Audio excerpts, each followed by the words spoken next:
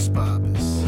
Yeah. When you all tucked up in the day been long, and the news online going on and on, what's right and wrong, and it's something up. Now here comes a great kid you know you can trust. From the true who's who, to the news and cameras, to the fake politics and the propaganda. Get this kid screwed in, got a lot to say. Oh shit, it's about to be a long day. It's a long day, it's a long day. What's up, everybody? Welcome to another episode of Long Days with, I'll say it this episode, the lesser of the two Stamoses. I got the real deal, okay? I got connections through the Greek church. I was able to get the real John Stamos, the great, talented John Stamos. Thank you for deigning to do this podcast. You know, I love you, and it makes my wife jealous, but I do. I just found you on Instagram, like accidentally, and I was like, this guy is really fucking funny. Why do I not know him? And then I slowly found out that you do bits about me, and that you're called the slow Stamos. Or yeah, special needs Stamos. What's that? Special needs Stamos is my nickname. Yeah. And I was like, wow, this is kismet that we've become friends. And I've just bragged to everybody how funny. I say you're like the Greek Robin Williams, not because you're funny like him, but you're as hairy as him. That's one of my jokes on you. So, but people know that we're friends now, or they know there was you tease me a lot, or how is this going? And you've become so good at this podcast too. Yeah, you've become kind of like part of the podcast slang. They know Stamos is in the chat. They know Stamos is in the Patreon. Sometimes I go in the chat when I see you, and I go in there and I say hi, and then you sort of ignore me. Then I text you on your real phone. You go, hey, he's calling me on my real phone. Ignore me that more. And I was like, fuck it, I'm out. And boom. And who do I have to sleep with? Wait. Who do I have to sleep with to not get so many fucking emails for your Patreon thing? I mean, it was the biggest mistake signing up for this thing. I think you'd have 10 emails a day, and I can't even figure out what they're about. I don't know why you're getting so many alerts. It's too much. You're getting a lot of alerts. The person you need to sleep with is Drew's mother. If you could sleep with Drew's mother, I will tone down those emails for you. Drew, our producer. Okay. Oh, look, he's drinking out of a LongDays mug. Oh, God. How did this get in there? Oh, he's got a dildo in there. Look at that. And it is that John. I got this mug, everybody. How did that happen? Well, how did that happen? Yeah. I talked to Yannis yesterday, and I said, I've been trying, I complained about the emails, and then I got this LongDays cup, which took a long time and was expensive. No, it wasn't expensive. It was a really nice cup. And I spent 3 days, folks, trying to set up this bit where I was peeing in the cup, and I had to have this whole thick setup thing, and I didn't get it right, and the light wasn't right on one. And I had to download an app to make the light better. Then I went out the next night again, dicked it up, and I was like, what am I doing? I've spent a lot of time on this bit. I should be paying attention to my son and my wife. So I put a dildo in it, and there we go. Yeah, you told me you couldn't get it because you couldn't get the lighting right for it, which means that you probably got a nice piece. I'm thinking your glue gun is decent. Or maybe it's not, because God gave you so many other talents. Let me just say this real quick, John, and I mean this. You are a talented kid. You're a musician. You're hilarious. You're a great dramatic actor. Because the universe is balanced, I'm going to say you have an average size piece. Yeah, that would make sense, but no. You're good. But we start off saying nice things about each other, and then when are we going to start, Well, we'll do a little bit of both. Like I was going to say, you had a lot of time in your hands to make that video because Big Shot didn't get picked up to go to China. China? What do you mean China? Because that's where it makes money. Oh, well, We're not on. We don't know. We're still hanging in there trying to get. Fingers crossed. Let me say, if they don't pick it up, that's a shame. It's the only Disney show, first of all, that I watched that would be considered legal for me to watch. Right. Secondly, it was really good. I mean, you were really good in it. I'm a huge basketball flan. And I played basketball in high school and college. And let me tell you something. You were very believable for a guy who only studied ballet. You were really good as a basketball coach. Yeah, I wasn't. We've talked about this too. I'm not. God gave me a lot of things, as you just said. Athleticism was not one of them. I'm lame at it. I tried to play golf with my dad, and I almost killed a woman. I just so I was when you get a call from your agents, and they're all, you probably got this. Or do you have an agent? I do. Yeah. Okay, good. They, you have so and so, like 3 or 4, and the managers say, "Oh, this is something good," or "I'm in trouble." And it's like, "Oh, we got this offer, this David Kelly show." I was like, "Oh God, I love David Kelly, man. That's I've always wanted to work with him." And I said, "Is it like Big Little Lies or one of those heavy duty dramatic things he does?" And they said, "I said, what's it about?" And they said, "Basketball." I'm like, "Oh no, what do I?" They said, "But you're a coach." I said, "Oh, what do they do?" I mean, I know coaching, but so. It was difficult, but I dug in really, really deep, and as you said, it worked. I went. Somebody fixed me up with Jerry West of the. You know who he is, right? The logo. If you don't know who Jerry West is, he's the logo. He's actually the logo of the NBA. That's how. Yeah. We actually and so I went down and I said, "Mr. West, thank you for for meeting with me and give me some tips. Thanks for inviting me to the rehearsal today." He said, "Well, first of all, it's not called rehearsal; it's called practice." What inning is it, Jerry? Yeah, exactly. I mean, I'm not kidding. And he said those aren't costumes; they're they're uniforms. But I've been telling these jokes, on the press to launch the show, and then he's gone on TV saying, Stamos thinks he's funny and everything, but he really played a great coach. He's the kind of coach that I would have liked, where I would have trained.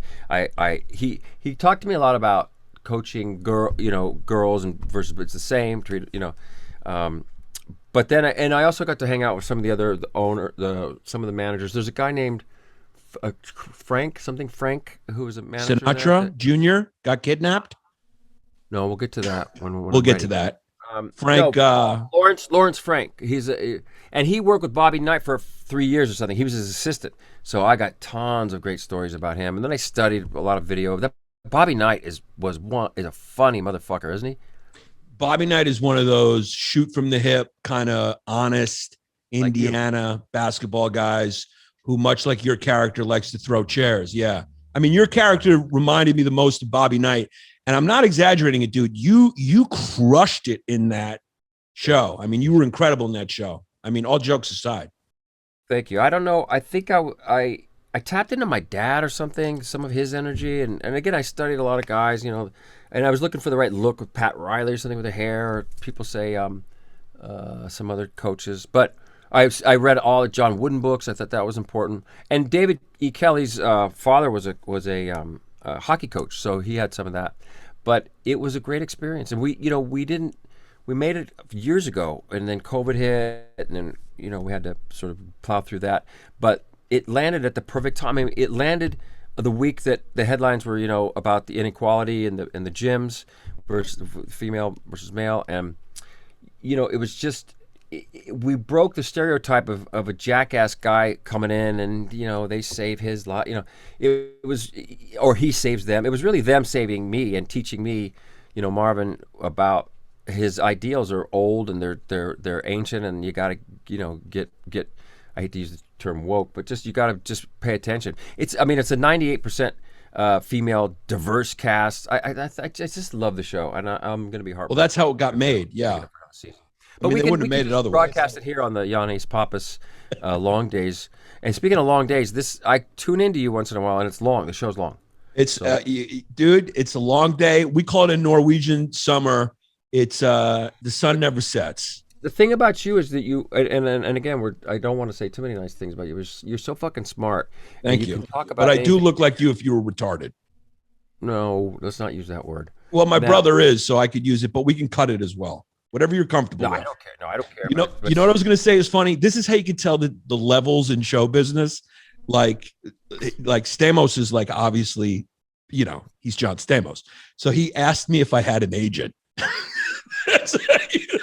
That's how you know the difference in levels of where I am and where he's like, you got an agent, right? I'm like, yeah. That was mainly a joke. That was sort of a joke. No, I get it. I want to show you. I want to show you something because we should talk.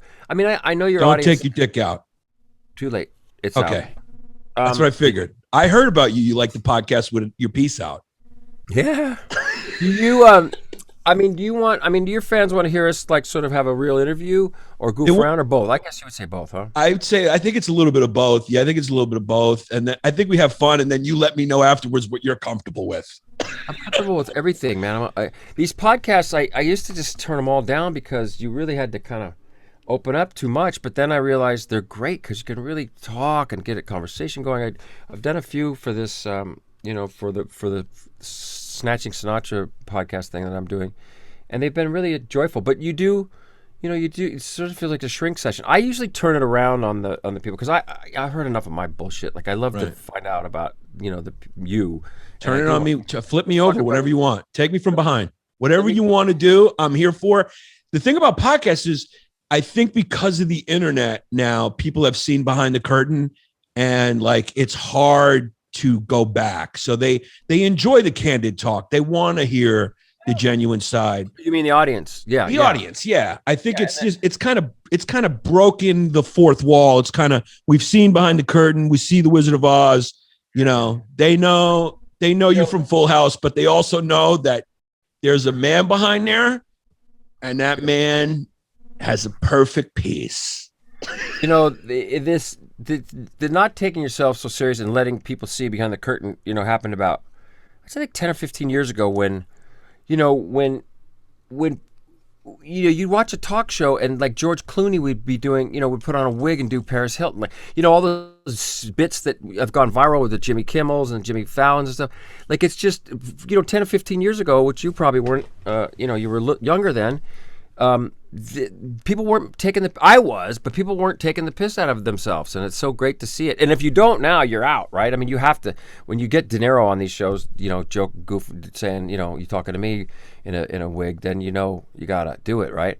I did a thing. There's this Greek kid. What's that little Greek kid's name? Short little guy that Jimmy Kimmel found. Andy Milanakis. Yeah, Andy Milanakis. And my press agent 20 years ago said, there's this kid. He's a Greek kid. He really wants to put you on the show. And I said, okay. He said, it's a little out there. I said, I don't give a fuck anymore, And this was back then. And it was like, I got there and I said, what's the bit? He said, well, you're up in a tree. I said, okay. And I'm going to call the fire department because I'm going to say, my John Stamos is stuck in a tree. And we're going to have the fire department come and save you. I said, okay. That was it. Even like how, and you're talking about how these podcasts have become so popular. I mean, Howard Stern was the originator, I guess. The original. And when he switched over to these long interviews like we do on here, I mean, it just changed the game, right? But I remember the same publicist said when Howard wasn't Howard Stern, I don't even think I was on Full House yet. Maybe I was just starting, and he said, you should do his Channel 9 show in New York.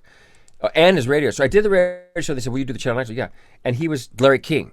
And Ralph did this big makeup on him. And I just saw the clip the other day. Put it on Facebook or something. And it was so funny because like, Blackie, General Hospital. And he was interviewing a topless girl. And I was under the desk. He kept pushing my head down. It was really something. But how did you get away with Blackie back then? Like when they show the reruns, do they change it to POCE? There's no reruns in soap operas, smartass. But there you go. Yeah, but if they would have to they'd have to dub you with a voice that came in and said, Steven. Hey, Steven. Yeah, things have changed, but I don't. That character was based on. And would you say your mom, one of your relatives watched it, or was that somebody else, another Greek? No, my wife as a kid watched the two things that I think you don't love the best. That's the Alice in Wonderland. We have to talk about that. Yeah, we'll talk about that. But no, I was familiar with you from Full House. Obviously, I don't know about what other people know you from. But I know you from the streets. Yeah. When we used I know you. Yeah, the streets and Full House. Well, I played a street. So I auditioned. I had to audition for, I just remember the story. I had to audition for General Hospital. I was just 18 or something. And it was to play Blackie, the street urchin, from New York. Now, I'd never been to New York. I was a kid in Orange County. I grew up at Disney. Who's calling you? There's someone from Disney. It's not your wife. She's jealous that you're talking to me. For this audition, and And I've never been to New York, and it's Blackie, the street urchin. You know, I lived on the docks. I was a homeless kid, and I get adopted by, and I said, like, I got to work on my walk, man, because those, you know, like Travolta and Saturday Night Fever, you know, I got to New York, but I'd never been to New York. So I borrowed my mom's leather jacket because I thought the guy should have a leather jacket, but it was my mother's, you know, and I drove up to what I thought looked like, I'm driving around Hollywood.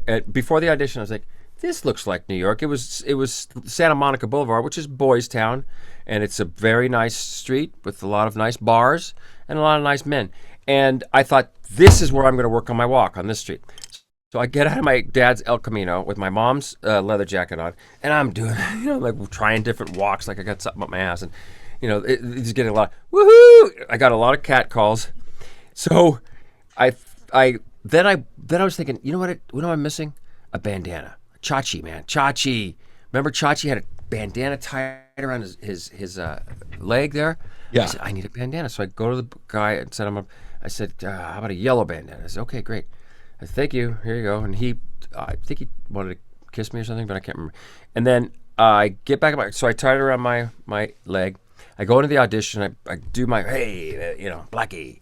And the cashier says, can I ask you something? I said, yeah. He said, do you know what the bandana around your leg means? I said, Chachi? I don't know. He said, no, it means you like to be peed on. That's in our culture. You like to be peed on. I'm like, what? You know, I'm this little kid from Orange County. Peed on. Ripped it off. Got it and get the brown one, but I got the job. Didn't get peed on. And the rest is history. That was your first bigger. Thank God you went with the yellow bandana, because in LA, if you put a red or blue one on, it could have been a mistake. Yeah, could have been a mistake. And in New York, the yellow's Latin King. So, but I think you're safe in Santa Monica. But that was your beginning. Why did you get into acting? Was it because you had a beautiful face? I didn't have a beautiful face when I was younger. I was just growing into, you know, something around that time. But I was sort of a dorky kid in school, and I was very uncoordinated. But why does every good-looking person say that? Every good-looking person goes, you know, I didn't get good-looking till yesterday. When I was a kid, you should have seen me. I mean, it looked like, you know, somebody smashed me in the head with a frying pan. I mean, I seen young pictures of you, and I think I've pulled the glue gun to them a few times. You were always a handsome kid. You're Greek. You're a Greek god. It's what it is. Did you know me, like, from your family? Like, oh, there's one of our boys. Yannis is on. Yeah. The thing is, like, I don't know how your dad was, but when you grow up Greek, you are made aware of every single Greek person who is successful. Yeah. I mean, my mother used to make me wait at the end of the movies to just see the Greek names, if there was Greek grips or assistant. So yeah, you were well known. Every Greek knows and supports John Stamos. I mean, that was my dad, man, just like that. It was like, and it was, these are your people, you know.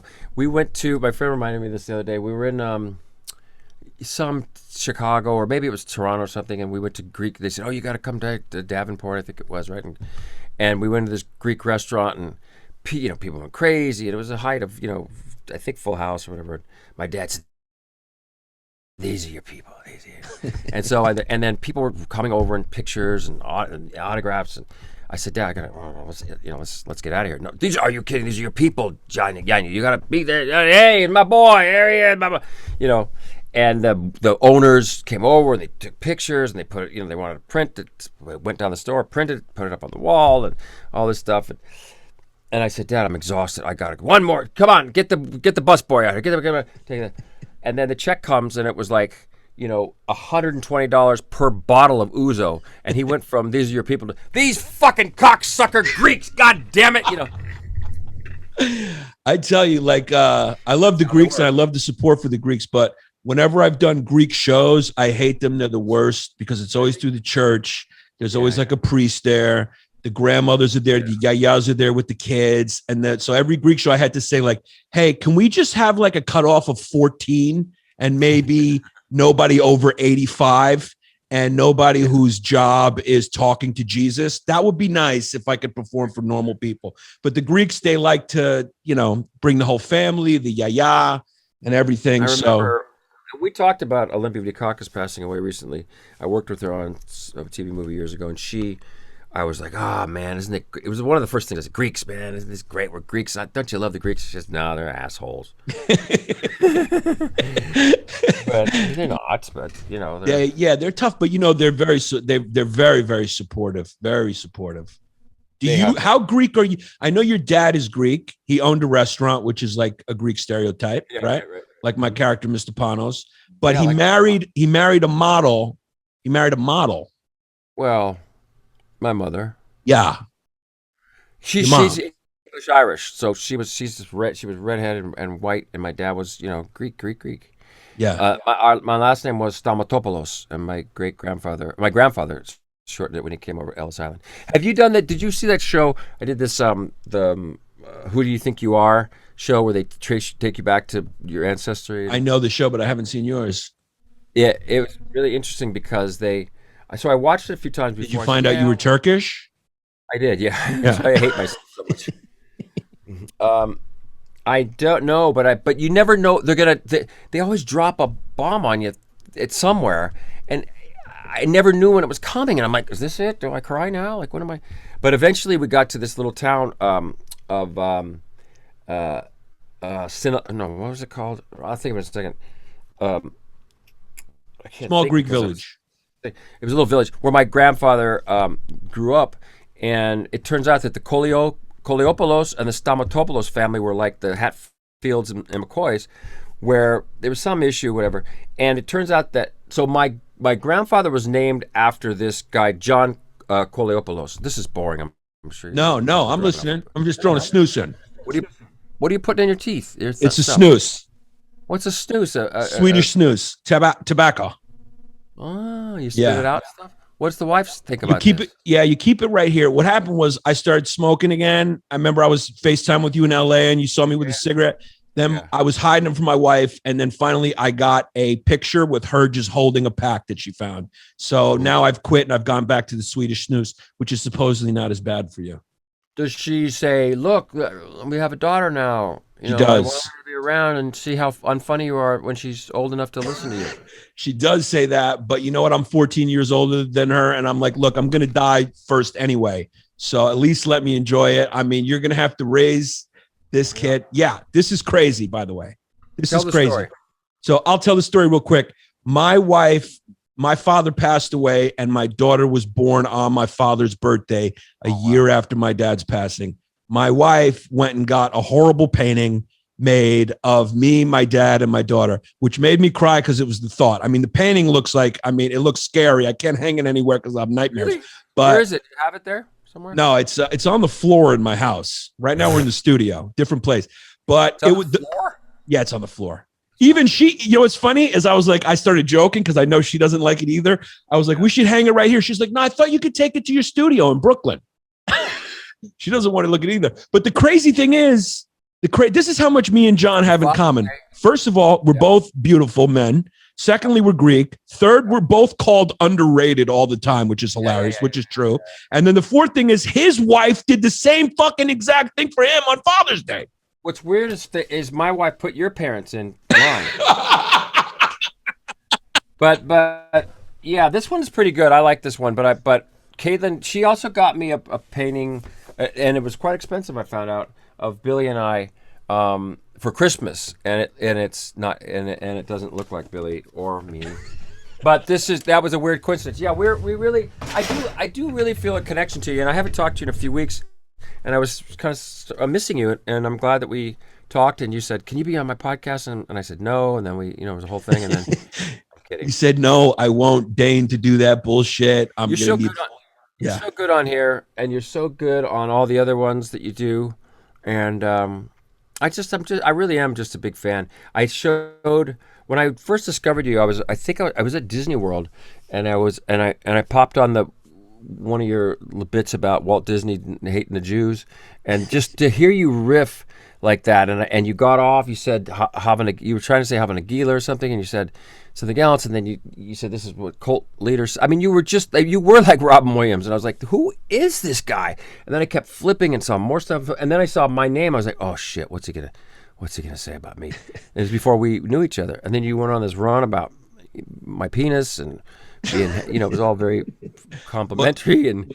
Well, yeah, what it was I think one time we were wondering over here if you and George Clooney, right? Because Clooney is, Clooney's also a look. I think you two, you're talking about maybe the Michael Jordans of looks. Maybe maybe Idris Elba in there. Who else can get in there? There's only Brad Pitt, maybe Leo's on the cusp. There's a few guys, right? But it's like if you and Clooney, because you guys are like in your 50s and like that's the hottest to women. Women actually even find it even hotter when you're in the 50s, right?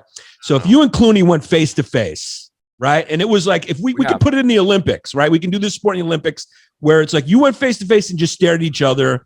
Whoever got hard first loses. And we were trying to figure out who we had our money on. Mm-hmm. I felt like Clooney would get hard first. He's hard now watching this. You know? He's not in his. He's already 60 something. He's 60 something. He had twins. I'll tell you that I don't know him well at all, but I would listen. I know you're in your 50s. My fans wanted to ask some disrespectful questions like, how often do you drink adrenochrome to stay looking that young? They wanted to ask about certain things. I said, let me tell you something about Greek genes, baby. Johnny Stamos is Greek. He's half Greek. So he looks 25. That's natural because of like we rub olive oil all over our bodies every day. Yogurt, Greek yogurt stuff. Yeah. That question's boring. Well, because what does it mean? I don't even know what it means. You just look good. You look really young, and I look really young too. I'm in my 40s, but I look really good. I have the John Stamos filter on the Zoom. That's stupid. You know what I do? I used to say that I drink the blood of Lori Loughlin, but that joke not landing the way it used to. So I say Rob Lowe. I say I drink the. I did Rob Lowe's podcast the other day, because, and he was very funny, and we just talked about the jokes that we do about each other, and believe me, like, growing up, he was. Why are you buttoning your shirt up? Can you please unbutton that again? Yeah, our viewership just dropped by 10,000 once you button that button up. I just realized it was too much. I was pitching. I was doing something with Zach. Dude, I lived in Miami for a year. I had the whole shirt open after 12 months down there. Yeah, every month in Miami, you lose one more button. Marika. Let me ask you real quick, Rob Lowe. Wait. Has he had any work done?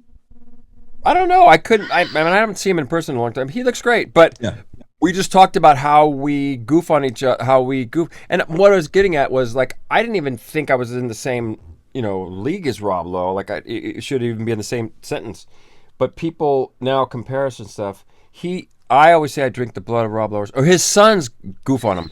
When it's his birthday, they'll post "Happy birthday, Dad, we love you." They'll post a picture of me, and he said that he does a bit in his one man show where he's got a one man show where where at the top he says, "Hey everybody, I'm Rob Lowe," and a couple of people walk out or something. He says, "Well, I know you're expecting John Stamos, but you're stuck with me." You want to know something funny, John? Actually, the way, like, obviously, I've always been a big fan. I'm not just saying that. You're great. You're a great comedic actor. You're very funny. But how I became really familiar with you as an adult was my ex-girlfriend, Jessie May, is like obsessed with you. It's like a running gag all the time where, what does she say? Like, she's always talking about like, have mercy, John Stamos. She's always like photoshopping you in. Yeah. And I did you don't remember this, but you can scroll back on Twitter. You sent me a message. This is very funny. Oh, really? So I said something like I made a joke because you were doing the yoga commercials at that time. So I said a joke about the yoga commercials, and then you sent me a joke back, which I hope was a joke. And I could actually find it. Huh? I said, "Die, you fucker." No. You said we Greeks are supposed to support each other. You shouldn't have said that joke about me. Now, be a good Greek boy, or else I'm going to go fuck your girlfriend. Oh, well, true story. I wonder if I was mad at you. I don't know. I don't know if you were mad. I doubt it. I think it was a joke. Could have been. Yeah. Greek. So she's very funny, and I don't think I haven't met her, but the one thing she's always does those, all that funny stuff, and I did follow her thing through when her father was dying, and I lost both of my parents, and I was really touched. I really felt for her. I mean, And I think I DM'd her and just said, I'm sorry. And, I sort of talked about my experience losing my dad and my mom. And I think she appreciated that. Yeah, well, here's the thing. You're a really nice guy, which is surprising. When I met you, I was like, oh my God. You also remember details about my life. Like you're a good, is that because of Greek philoptimo, or are you familiar with philoptimo? It's like a Greek thing that's in our culture. It's very, What does it mean?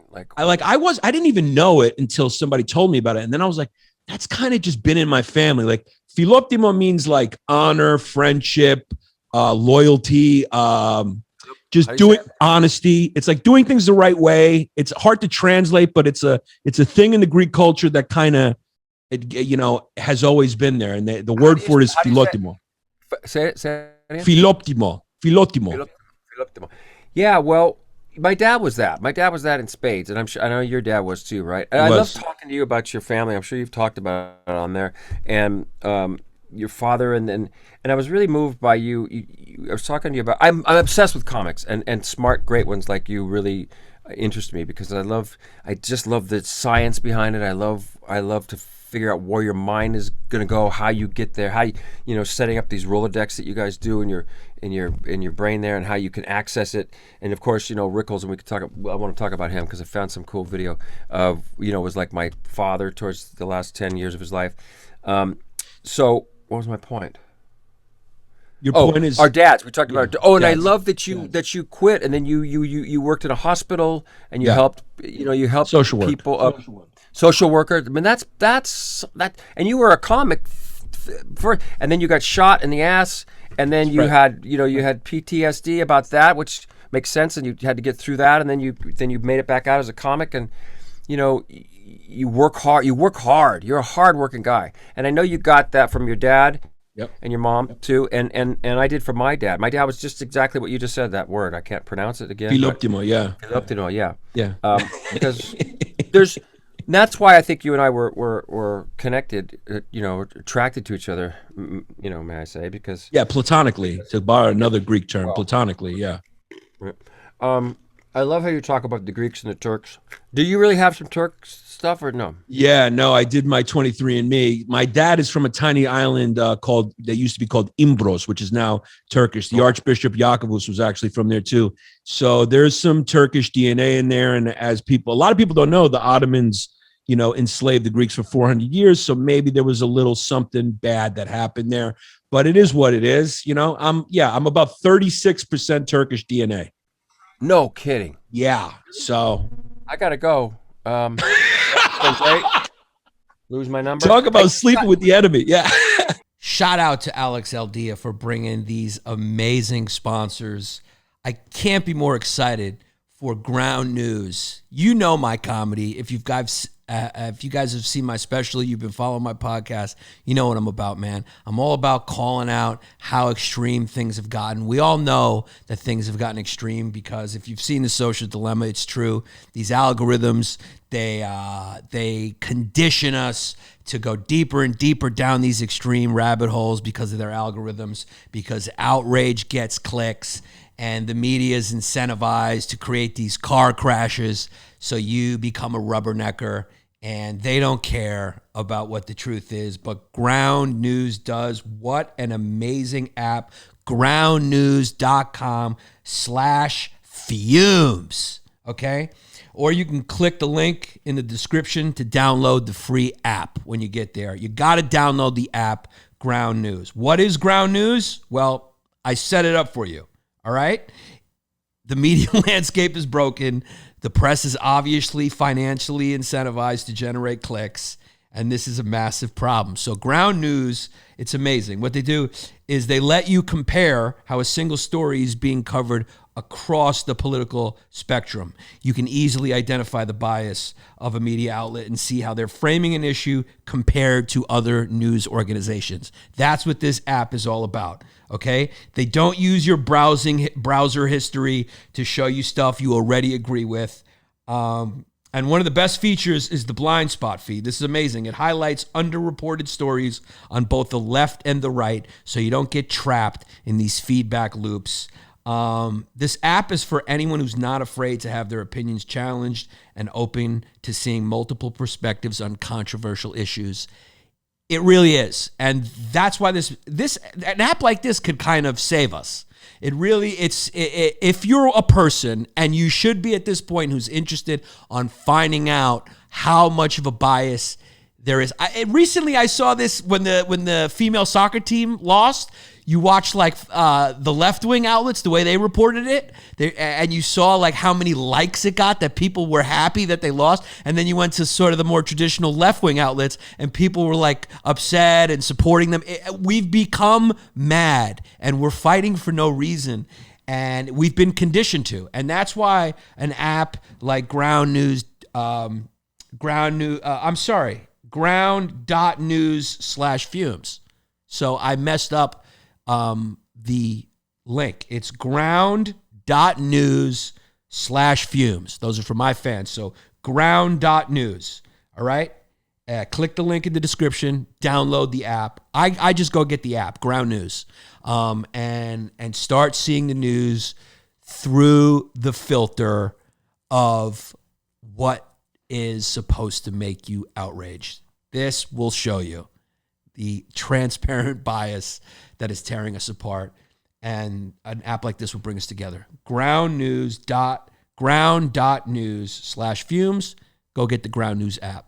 Guys, the best way to listen to LongDays or whatever your favorite music is, your playlists, when you're at the gym, you're walking down the street briskly, you're in bed trying to listen to some ASMR videos, which is what I do. They put me to sleep every time.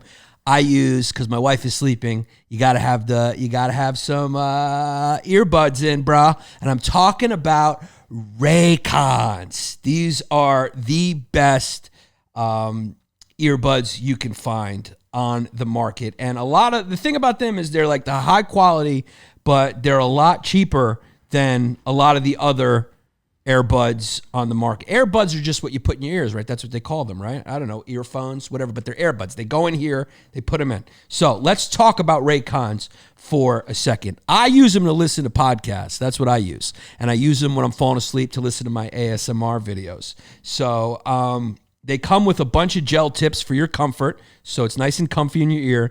And like I said, they're high quality. So they have a 32-hour battery life. And unlike other brands, they don't stick out of your ears. They fit in there nice and snug. And like I said, they start at half the price of the other premium audio brands, and they look just as good. They really do. Here's the best part. They come with a 45-day happiness guarantee, so you can't lose, all right? If you don't like them, send them back 45 days. Give them a try. You'll see what I'm talking about. So create your own soundtrack with Raycon. Right now, LongDays listeners, you get 15% off your Raycon order at buyraycon.com/fumes. That's buyraycon.com/fumes to save 15% on your Raycons. buyraycon.com/fumes.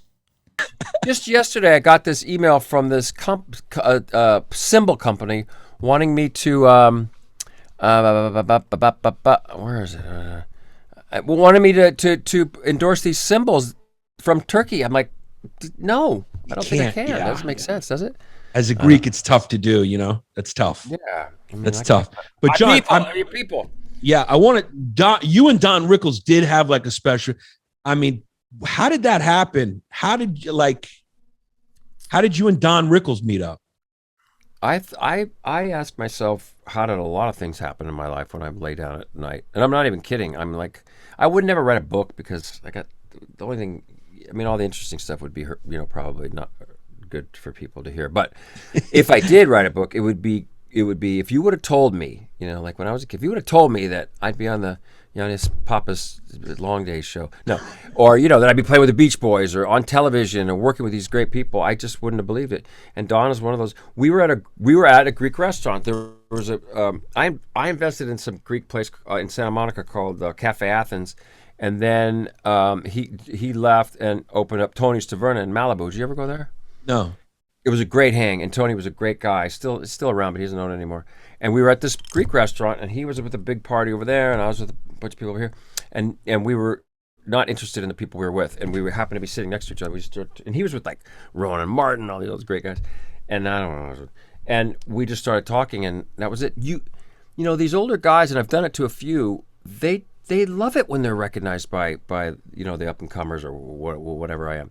You know, and you'll ask them to lunch, and they'll go, yeah, for sure, you know, yes, I'd love to. I mean, Don was a little later, so we started hanging out and started talking. And were you a fan before you met him? Like, you were familiar with him, right? Yeah. Yes, I'd seen him a couple times, and I just, you know, maybe around, well, General Hospital, Sammy Davis was on. And my and I said, who's Sammy Davis, Dad? And he said, yeah, I remember. And I said, I don't know what to talk to him about. He said, talk about drums, because Sammy was a drummer, right?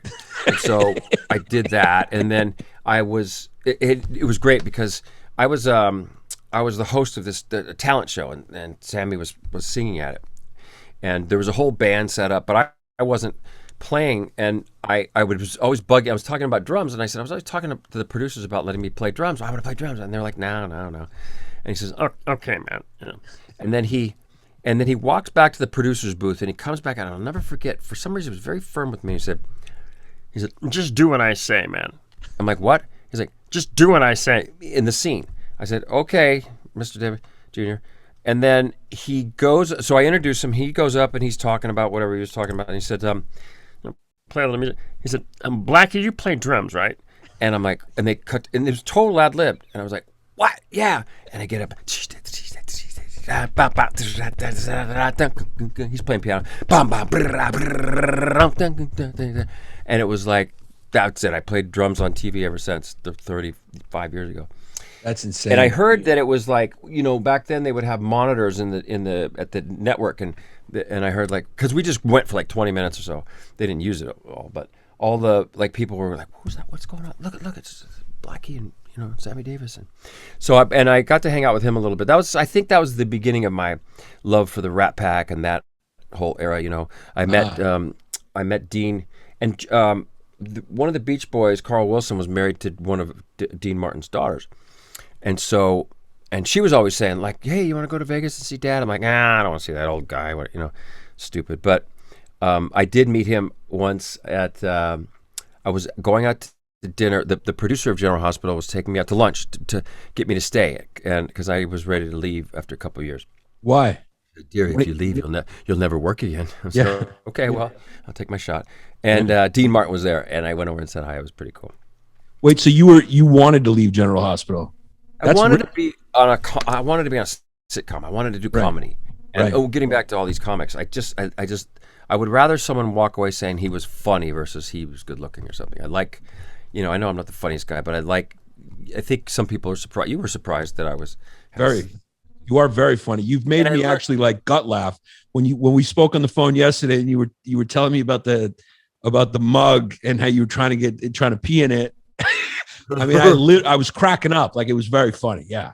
And your comedic acting is like not something like even comedians can do well. A lot of times stand-up comics are not very good at that. It takes a certain type of comedian to do that. You do it very well. I mean, you're a funny guy. And what surprised me even more is that you're very good in drama as well.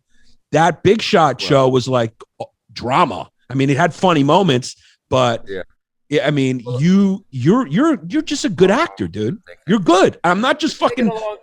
Thank you. It's taken a long time to get it, and I fought for legitimacy for a long time, and then I just gave up. I was doing a play in New York. The last thing I with James Earl Jones, right? James Earl Jones is arguably the greatest living American actor out there, and I was on stage with him. Angela Lansbury was in it, and it was a Gore Vidal political play called Best Man. Do you know that movie or show? I don't. Do you know? I know Gore Vidal, obviously, but I'm not familiar with that. Yeah. Did you have any? You guys do anything together? You and Gore? Well, we got to. Yeah, we should have researched Gore Vidal before Stamos is coming on. I mean, the last reference you'd expect to hear when you got John Stamos on is Gore Vidal, but it happened. So my point to all that was that I was doing this play, and it was getting great reviews, and everything was great, and I'm working with this great actor, and I walk out to sign autographs, and Uncle Jesse, have mercy. I was like, fuck it, I'm done. I don't care anymore. But wait, let's go back to the Rat Pack guys. So Sammy thing, Rickles. So we became, and then Frank. So, I guess we'll talk about the podcast at some point. That's the big thing. Okay, so Frank, we'll just cut all this shit out for the last. Well, hour. I mean, I'm only going to cut it out because your face is turned and people aren't tuning in to see the back of your neck. No, I mean, the last hour. So yeah, we're going to cut the whole thing. Yeah, start from this. So I went to see. So my dad, a part of my love too came from my father because he loved Frank and I loved Elvis, and he would say, he said, you know what, just go listen to Frank. I said, Dad, you're right. He's cool. What'd you think of Elvis? He was like, drug addict. He didn't care. So then I really did a deep dive onto Frank, and and I was like, wow, this motherfucker's got it, man. And he was playing at the in Orange County, and I leave this part out of the story a lot, but I was dating Paula Abdul at the time. And go ahead. And what's that? You all right?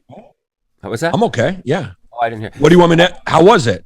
Great. So, so we go to the concert, and we got a hold of the publicist and said, can we meet Frank Sinatra at some point? Well, let me just ask you real quick. When you dated Paula Abdul, what was it like dating someone you knew you had more musical talent than, even though she was a musician? That's not nice. That's not nice at all. Sorry, I'm just kidding. I said, do you have anything? And you looked at me with this blank stare. Would you Google some jokes? About I just Googled it. I'm just kidding. I'm just joking. She was the biggest star at that time, and she was huge. Knocking me down to get to her, and whoever was the studio singer for her were big then. She sang. Well, good. She danced. I'm kidding, John. Come on. I'm kidding. Don't joking.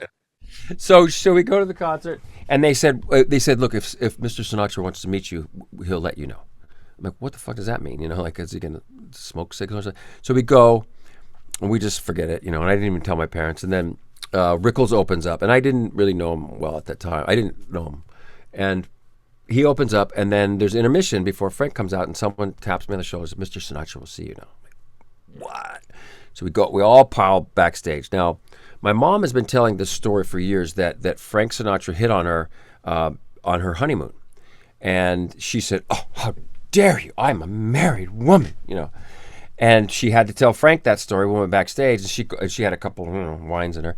Beelines to Sinatra. Jilly Rizzo gets ready to tap. I mean, he stopped her, but I think he was going to throw her to the ground. I said, Jilly. So we almost lost Mom that night. But we took some pictures with Frank. It was great. And there's, I have like 3 pictures of him. Did she get to Frank? Did she get to confront him about it, or no? She didn't get there. Yeah, I think she did, but sort of as they were pulling her out, like, Frank, you hit on me. There's no way he remembered, right? I mean, that's just one of the many, as he would say, broads. And then I have a few pictures, and it's just him pointing to the cat. I remember he was like, turn it sideways, do it over this way. Our heart, he's just pointing the whole time in these pictures. So this show is Frank goes out, he's great. End of the show, Rickles comes out, and as these old timers do, these great classic entertainers, they introduce everybody in the audience. It's Tony Danza, Paul Abdul, whatever. And then and Rickles is doing it.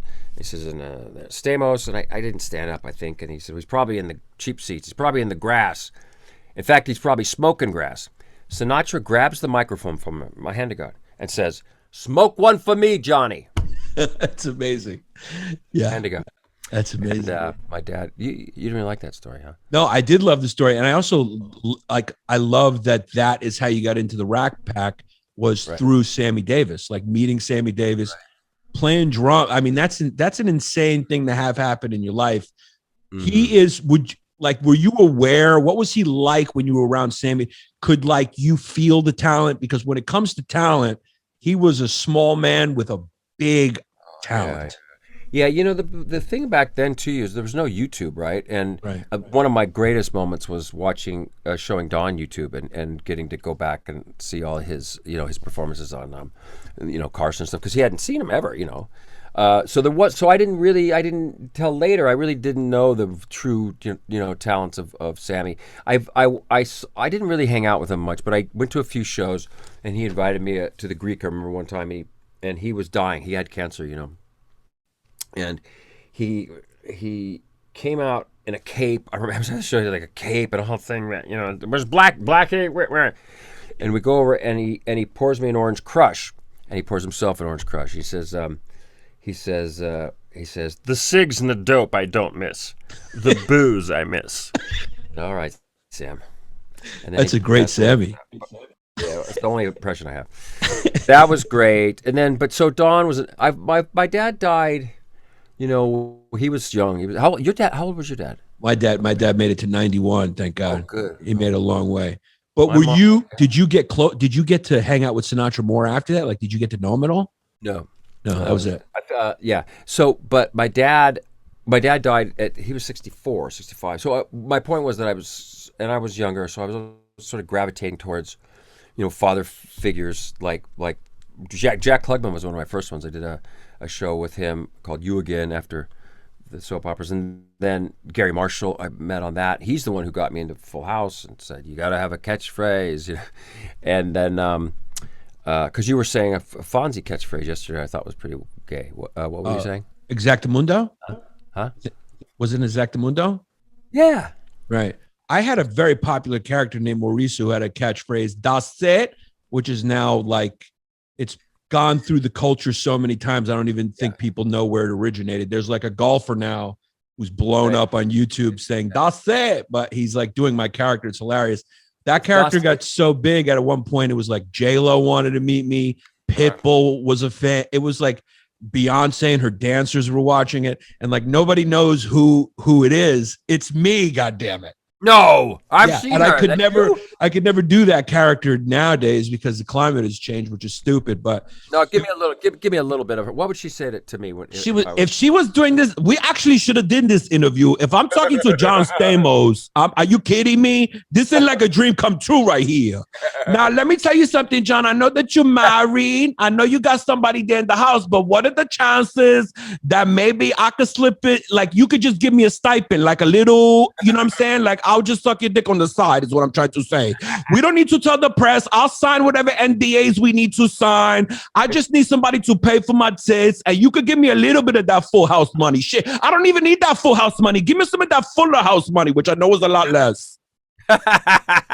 See, you riff like that. I love that character. We you folks listening right now. We were gonna do this. Me and you were gonna do that interview. When you were in LA, but then you never showed up. So. Well, yeah, COVID. I'm a little nervous because of the baby, but hopefully, maybe we'll do it someday. Who knows? Maybe we'll do it. I don't know.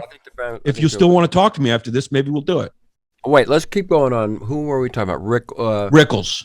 Sammy Rickles, your dad. Father figures. And Don became that. And it was a time too when I met him, people were not.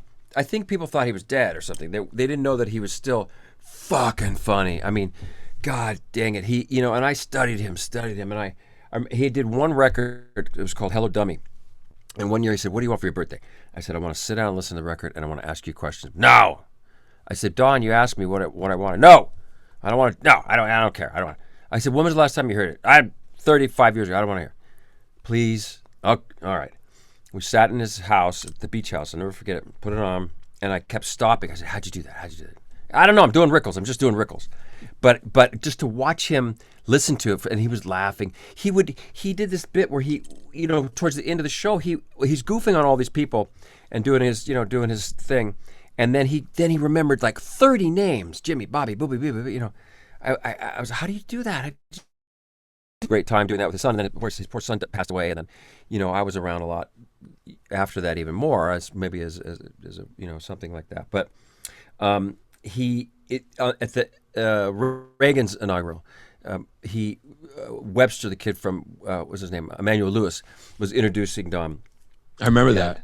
I asked him. I said, "Where'd you get?" The joke was, do you remember it was the kid said, "And ladies and gentlemen, the mean from this and the I can't remember the intro. I'm fading if you guys can't hear. Don Rickles," and Don walks through the audience, and right before Don goes to grab the mic, right before Don gets the mic, Webster says, "Be funny," and just handed it to him. I remember that. Screaming. Yeah. And he turns and says, "Well, there's one little black kid who's never going to play basketball."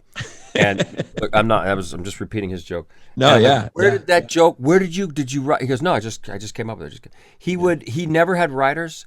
He would study though. You'd go to his house during that, he'd have a lot of magazines, and he would, watch a lot of news, because you could walk into a restaurant with him and he would see, some rando celebrity, Suzanne Summer, or like not even that famous, and he would know their credits and do, shtick on them. We'd walk into a restaurant with him. The first of all, the whole, everybody stops, and then he just goes, as he's going to his table, ba-boom, ba-boom, what's your heritage, son? Bing, boom, boom. One time I got to be on, you see, I light up when I get to talk about Don. I got to be on the Tonight Show with him, and you can't. I mean, to try to go toe to toe, try to do anything with him, he just buries you, right? But I thought I'd be clever and go, one time, and it was true. One time I was in the audience in Vegas. I would go to Vegas a lot with him. He'd want me to come up, and we'd hang out, and he, he does jokes. Is like there's the Chinaman, it looks like a beaver eating a chair. The Mexican guy was here, and the African American, and then the lights go on. There's no Chinese person there. There's no black person. He's just pointing during the jokes, And he said, "Yeah, you got me, Stamos. You got me." I found this. It was good though. Came to my I'm gonna show it to you. Can I share screen here? That was good. I think you I can. could. Let me get the porn off. He was so quick, man. I mean, he's like a god to comedians. I mean, he did it into his 90s. I mean, he kept going. He was still performing in Vegas into his 90s. His body gave out on him, earlier. He but we did this documentary that John Landis directed, and when that came out, people went like, "Oh shit, he's still alive! Oh, he's still funny!" And then I got to see it firsthand, and it was so beautiful. All these people from, Robin Williams to Eddie, like everybody. I went over there one day, and he showed me this big vodka thing. Robin Williams sent me this, and Johnny Depp just called me. I started to get jealous after a while because everybody got him. Everybody got it after. Certainly, I think the documentary helped because they saw. But keep talking. I'm going to find something for you. Yeah, no, that's Don Rickles is known as like one of the gods. I mean, when you talk about the great stand-up comedians, Don Rickles has to be in that conversation, as one of the greats of all time, especially just the longevity and how quick. I mean, that was his style. He was just quick-witted, off the top of his head, riffing, doing crowd work, and people would go there. That's the thing, is like now there's this politically correct culture and everything, but what people don't understand is people would go there and want to get made fun of by Don Rickles because everyone signed that social contract knowing, hey man, this is just comedy. He's just having a good time. And it's a shame to me a little bit that kind of understanding is a little gone now. It's like, hey man, we're just joking around. How do you feel about do you feel some of it's warranted? Because I think some of it is. I think some of it can be hurtful. But what would you talk about it? Yeah, it's I mean, but that's what makes comedy. It's a tightrope walk. Like you want to go there and have that element of danger. You want to hear a comedian say something edgy where you're going, that's what you go to see. You go to see the things you can't say because when you're outside of a comedy club or outside of the context of a podcast or whatever the comedian's world is, yeah, those things are inappropriate. But when you're in that world, that's what you're coming to see because there's a lot of these sort of kernels of truth attached to that stuff, which comedians stay, we just be, I think it was Chris Rock that said it best is like, comedians are kind of like the woman with big tits. Like we just get away with shit because like we say stuff that other people say and get away with it because we coat it with a little bit of charisma. And that's the art of it. The art is kind of like the kid who was funny in school wasn't funny because he was saying the right thing at the right time. It was because he was saying the wrong thing at a lot of times the wrong time. He was just doing it with charisma. So it's like, that's what we do. So I do think that that's a shame a little bit now that people have sort of forgotten that that's the context of comedy is like, we're supposed to say the wrong thing. I'm supposed to break John Stamos' balls. I mean, I'm a comedian. I'm not fucking Larry King. This isn't Inside the Actors Studio. I mean, I'm here to find out about your glue gun. No, I'm just kidding. I'm just kidding, but that's the truth. What's unfortunate to you guys is that the line, the line has moved, right? I mean, stuff that you could do 10, 15 years ago. I know I hosted Saget's, roast the Comedy Central roast that they were which doing. most probably was one of the cleanest. Yeah, I remember that, and it was amazing. And he's one of the cleanest comedians around, Bob Saget. I'm sorry, yeah, he doesn't do anything, but it was, if to think about it now, it was a lot of very, very inappropriate jokes. It didn't hold. It didn't. It didn't. What do they call it? Evergreen or something? It didn't hold up well. And it's to watch it now, less me, but I had a couple in there that was like, oh God, why would I? But it's because it's comedy. For something back it's a roast. then, you can't go up there and say nice things. The thing about roasts, I think that got out of control is like roasts are supposed to be like the Rat Pack used to do them. Very good friends sitting around there, tearing each other up. And then it became sort of this, TV show, which is fine, I guess. But then when you have like people who are comedians who don't know the person going up and roasting them, that's when it lost me a little bit, because it's supposed to be a private thing. It started, as that. And so you're supposed to say at a roast the most fucked up shit. That's the point of it. Well, if it was private, I think that's one thing. But when it's when it was on, did you get any shit for that? Did you get any shit for some of the jokes? It was a little recently. A couple things popped up. But we just ignored it. It wasn't really. But there was anyway. It doesn't hold up. From however long ago. I'll be the judge of that. Well, you can I'd like to take a peek. I bet you they're great jokes. It's funny, but I remember getting some scripts, and I was like, I'm not going to say this. I'm not going to. I couldn't. And Artie Lang was supposed to be there, and he didn't show up. I think he was having some of his issues then, and somebody. He had a date with some drugs. Susie Esper, is that her name from Curb? Curb, yeah. She took over, and they had me just saying. They just took all the fat, ugly jokes and put them to her, and I was like, I'm not gonna. I don't even know this woman. This is terrible. Right. And I had one, and I got apologized. I felt so bad, and I got ripped on more than I was okay with it. But what made me mad was like, I ripped on everybody, and they ripped on me, and it was fine. And then they cut out a lot of my stuff, so these guys are just pounding me. The dead guy, Greg Giraldo or whatever. Yeah. But there was some funny stuff. Great comic, by the way, Greg Giraldo, one of the best. He was amazing. Yeah. But you can't do, and a lot of times they would tell people like Gilbert, it's no 9/11 jokes. Okay, he's boom, no jokes about Pamela Anderson's kid dying or whatever it was, or somebody dying in the pool, and they went right for it. That's a tough thing, at least right now. My point to all this was that I don't know if Don couldn't have come around during this climate, and he was starting to feel it a little bit towards the end, and he didn't get it. And I remember having dinner after a show, and his wife said, "Don, you have to stop saying FAG that way." He used to put it with. He would say faggot werewolf or faggot Mau Mau pilot. I'm not using that word. We get it. You're quoting what he would say, right? Quoting what he said.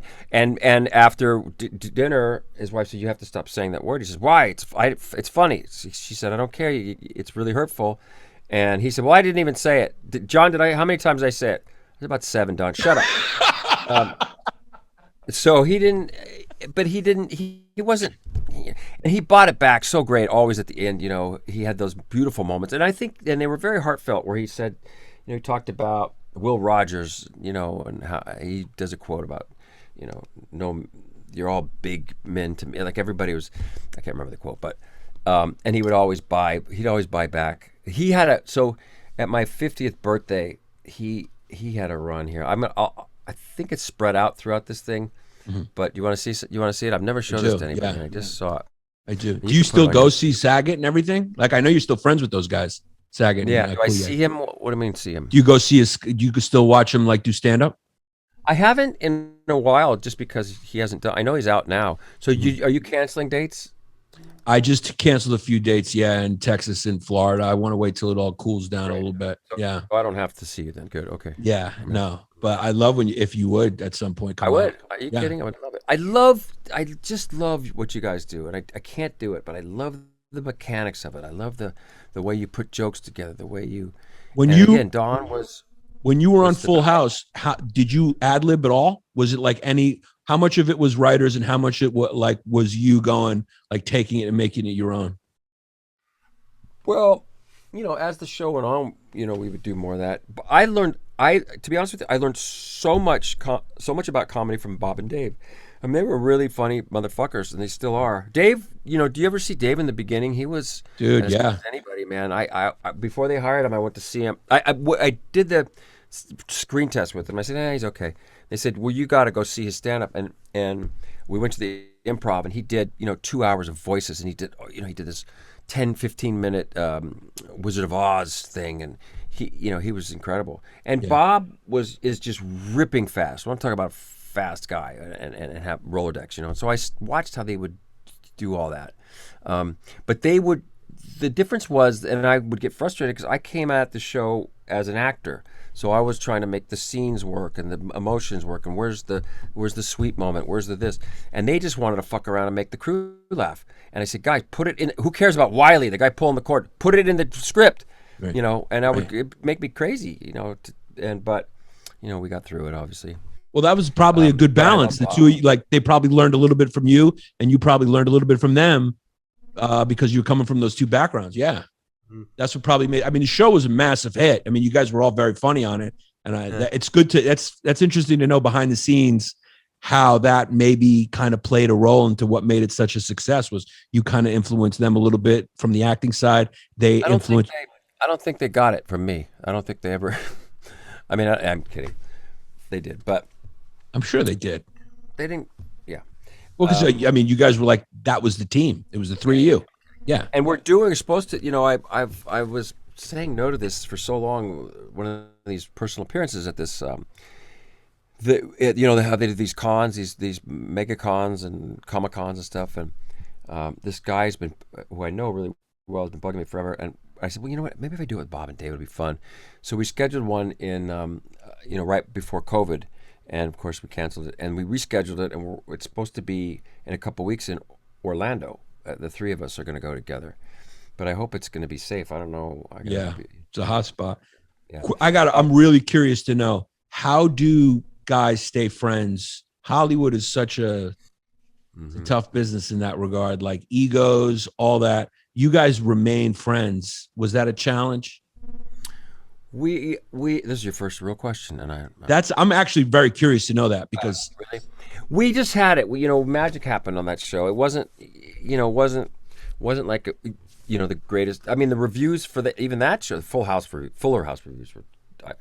I did a bit on Seth Meyers. I'm going to be on there this Monday. But a couple of years ago, when Fuller House came out, and I read all the bad reviews for it, and they were real. And Seth was great. It was a really funny bit where I read one of them compared it to necrophilia, which is, having sex with it. One said it was like a bad porn without the porn parody. Sex, yeah. So that was tough. But Full House, they said, wouldn't last till Thanksgiving.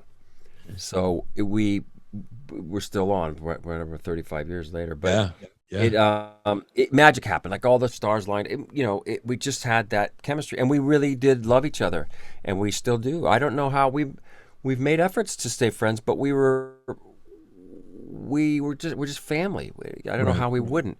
We get frustrated with each other. I think towards the end of Fuller House, it was like time to, the girls were like, okay, goodbye, guys, we don't need you, and you move on. It was my idea to do that show, and every time I complained about it, my agent was like, it's your fault, and that was a show too. We pitched that everywhere, Fuller House, by the way, for a year and a half. Pass. We'll let you do a pilot, maybe. Pass. And we took it to Netflix. And I said, Netflix is never going to, because Netflix was just starting to take off. And they bought it. They saw it. They got it. And it was huge on there. Huge for them. Yeah. So Rickles, I had to one time I remember talking to him about, and I think I heard it from Sarah Silverman, schmuckbait. He didn't know the term, but he invented it. It's like, I mean this from my heart. You're going nowhere, Greek. He'll roll, suck you in, and then boom. Right. Here's I'm going to play you a little of this. This is sort of a and I can send it to you guys if you want to show some of this. Please do, yeah. It's 3 hours, 3.5. No, it's 18 minutes, but they put his roast sort of throughout, so I'll just kind of punch. But well, you'll see. I think he starts off. I haven't seen this in a long time with something sweet. Can you see that and hear Yep. it? If you can hear it, all right. But I can see it too. From my heart, Barbara and I know John a long time, and I tell you, we're married 48 years, and he always sits around with me and we talk about love and marriage and all that jazz. And I try to be a friend as well, a second father, so to speak. Mm-hmm. But I tell you, God has given this man a great deal of dignity, a great deal of love, and a style that God can never take from him. He puts his arms around you and you know it's love. I love him and I love all of you that came here tonight to pay your respects to a gentleman. But really, God will bless forever. Wow, that was clearly the the nice part. I'm crying right now. Right, that's incredible, man. He was that. Let's see when he rips. He tore into my mother. So this was, I've never showed anyone this. So this is kind of, if it's that is incredible. Thank you for sharing that with us. That's it. Because Gray. underneath, like, comedians are really sensitive people underneath, and I think that we developed that thick skin. Maybe we were made fun of as kids, or a way to sort of not get bullied. But underneath, that's amazing to see him in a moment like that being earnest. I'll show you a little more. Loved you. But what you just said was great. I had the great Howard Stern said that Don was his number one influence and was always trying to get him into the show and never could. Don didn't get Howard at first, but then he did. But he also didn't wake up early enough. These guys. Right. And so I finally, after years, I arranged it, and we didn't tell them. And I just said I was in town and I am dating this new girl and I wanted to bring her in at the end of the show. They said, okay, come in, towards the end. So I came in and I said, hey guys, I said, I got this girl I'm dating real fast. I want to show you, I was living in New York, I was doing a play or something. And they said, okay, bring her in. And Rickles walks in and and Artie was there at the time, and he stopped eating for the first time in a long time. And Howard stood up and he took his glasses. It was the most, and it's on YouTube. It's a great interview. And what they connected on, Howard was so respectful. And what they connected on was what you said. They both were made fun of in school, and it came out of insecurities and depression, and they had to be funny. And it's a really interesting interview to watch the two of those guys talk. It's amazing to see that, what you just showed us, because a lot of people probably don't know how close you guys were, you and Don Rickles. I told you it was he's one of the heroes that we all have, and Jimmy Kimmel did one of those mean tweets, and I had tweeted something about him. Oh, that's right. Yeah. That's great. Don Rickles looks like Yoda, and he read it, and that's one of the highlights of my career. Just to hear my words out of his mouth was amazing. He didn't love comics, he didn't love, and he was great because he would say, I'd say, oh, let me bring so and so to dinner, like some old Gary Marshall or somebody. Gary was the greatest, but he's like, no, bring some of your younger. He wanted the young energy. He wanted young talent around him, Right. Yeah. We talked on the phone. We talked on the phone for hours. I just paid attention to him a time when people weren't, I think. Right. And I became close with his family, and his beautiful wife died a couple months ago, Barbara. In fact, I think it's her birthday today or tomorrow.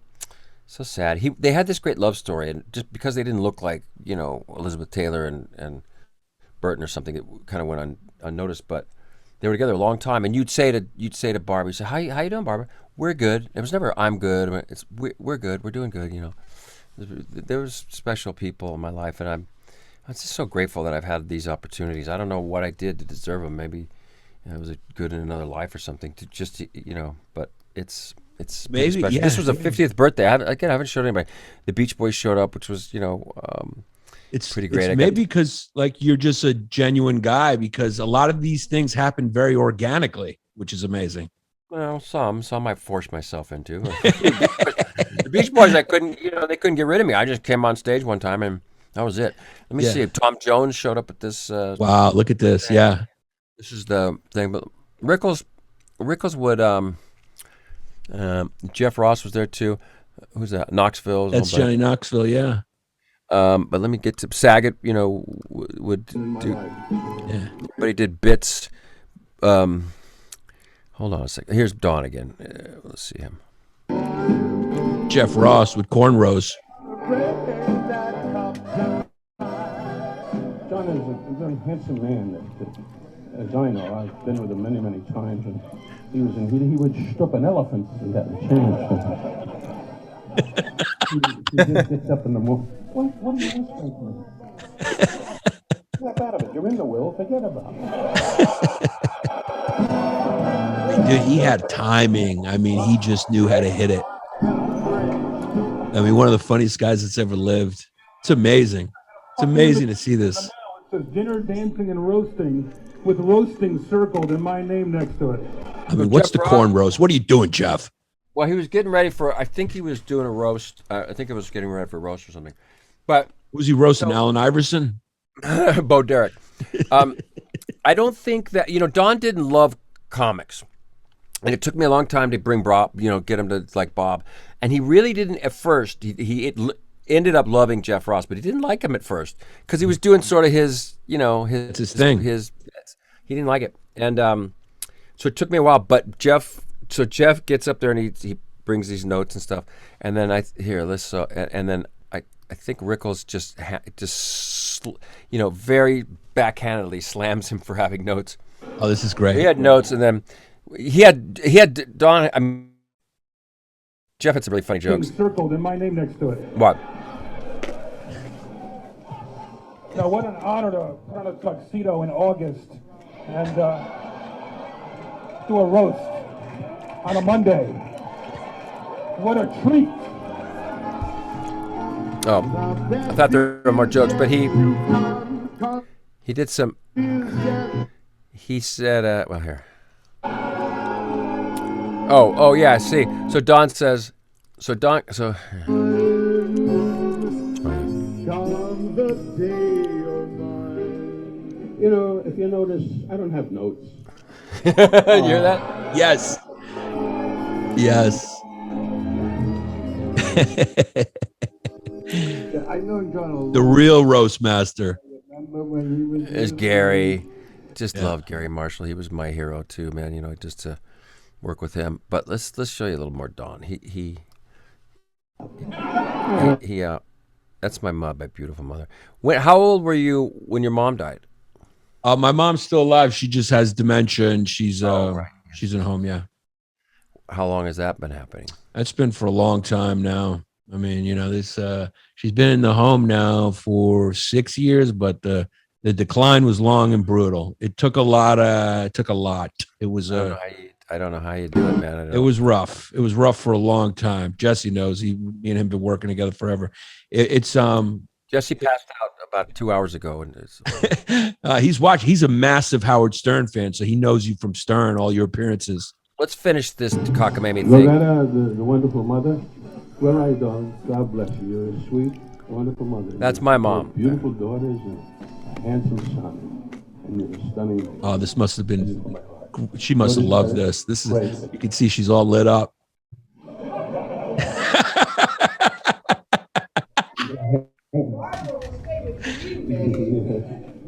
Shut up.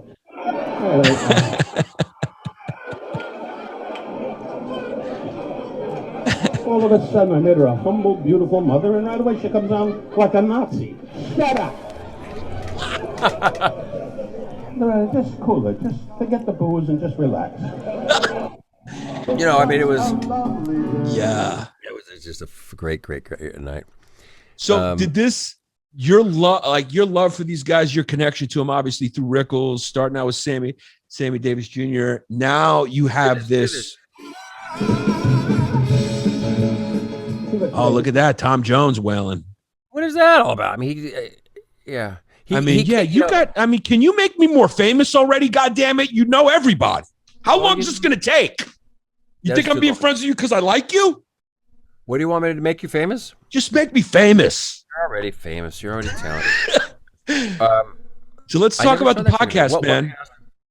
Let's talk about your mom first. So okay. How long she's been about? This is too long. I'm sure. No, dude. The podcast, it doesn't have. There's no such thing. People love it. Are you sure? I'm positive. You're in my world now. Hurting themselves physically. Are you kidding me? This is like one of the most amazing podcasts ever made. We just watched private footage from your party. I mean, of Don Rickles. This is exceptional right here. I don't want it to end. Well, it's not going to. It's not going to end. We're going to do this for 4 hours. We'll break the record. What did you ask about? Oh, your poor mother. How? So she's had it for 6 years. That's got to be so. I mean, my dad, when he had a heart attack and he was in a coma for 6 months, but he couldn't talk. And I don't know if that was better or if it would have been better if he went faster. I mean, how do you feel about? It's rough, man. It's one of the rough. Only people who've gone through it know. It's hard to convey to someone what it's like because it starts very gradually. It starts with her forgetting things, then leaving the stove on, then the wandering. And, it affected my life in such a big way for so long. And getting her to a place was difficult. She was a very strong, stoic Greek woman. And she would fight it. She'd leave notes everywhere. And it took a toll on me and my brother. And it was gradual and it sucked. It affected my life in every way, and it was a really tough time, and it was hard to focus on comedy. I remember, for example, things like it's very difficult, but like I'd be going on stage, and she'd be calling me on the phone, leaving the same message over and over again. So wow, now I'm feeling it. I mean, this is why you're. Thanks, so John. great. This is yeah. I mean, what are we doing here? Well, you can only do dick jokes so much. Let's get to the real meat here, man. Yeah, we haven't done many. Dick, in our defense, we haven't done many, except for me talking. And the guests you have on here, they're funny, but it's the guy from Vegas who was talking about crack, and there's enough already. This is Who is that? Oh, the guy. Who? Oh, Sergio. Yeah. But wait. So now, let me ask you this, and I know one of your brothers is mentally challenged, right? Is that it? And correct. Brain injury gay as well. No, my other brother. Okay, so wait. So you have two brothers, and one is brain injured. So the doctor back then they were using forceps a little bit more. So when he was born. Yeah. Oh my God. And he's the one who had a leg operation recently? That's right. Yeah, he broke his ankle. He slipped on the ice, broke his ankle, and he had to go. Yeah, he was in the hospital for a long time. Where is he now? My life is just constant that. It's been constant. Yeah, I mean, you wake up in the morning, and as what I'm getting to is this what makes you funny? Is this where you mentioned I think earlier? so. Yeah, I think that's exactly where it comes from. I remember when I was younger, just like he's 10 years older than me, my middle brother, but like just having to navigate, kids can be very cruel.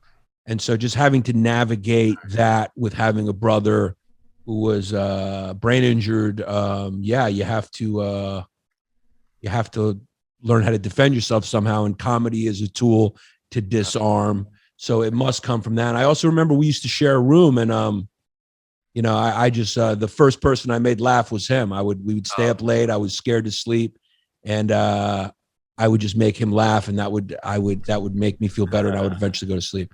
It was a very strange way to grow up. Yeah.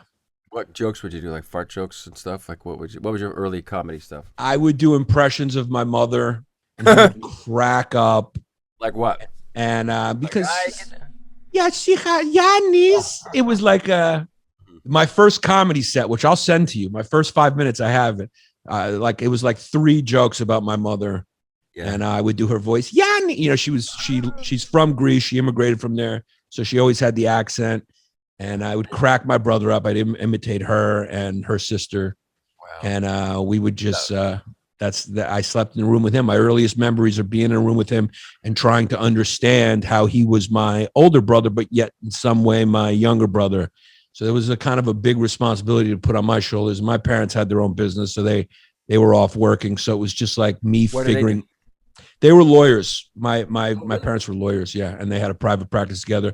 And then my mother went and was a human rights lawyer for the United Nations, and that's where you get your heart from in your.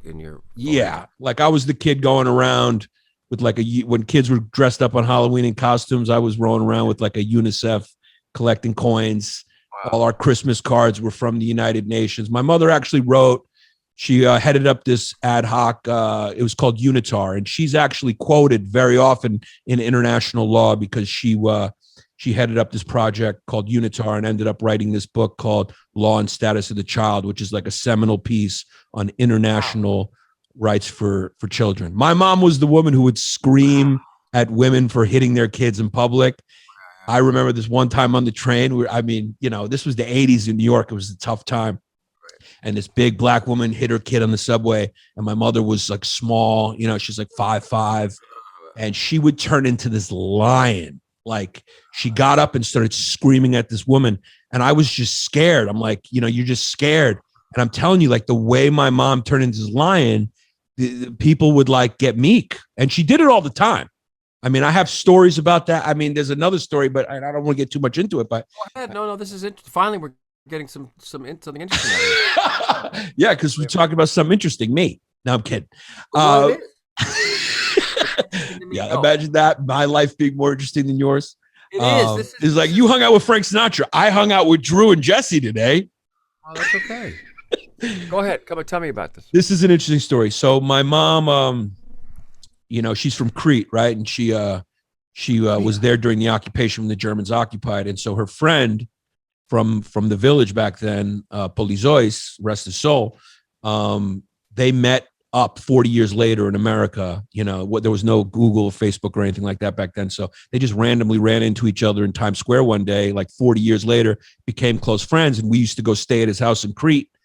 And so I was like a little kid, maybe 8, 9 years old. And across the street from his house in Crete, on the island of Crete in Greece, was this guy who had a family, like 3, 4 kids.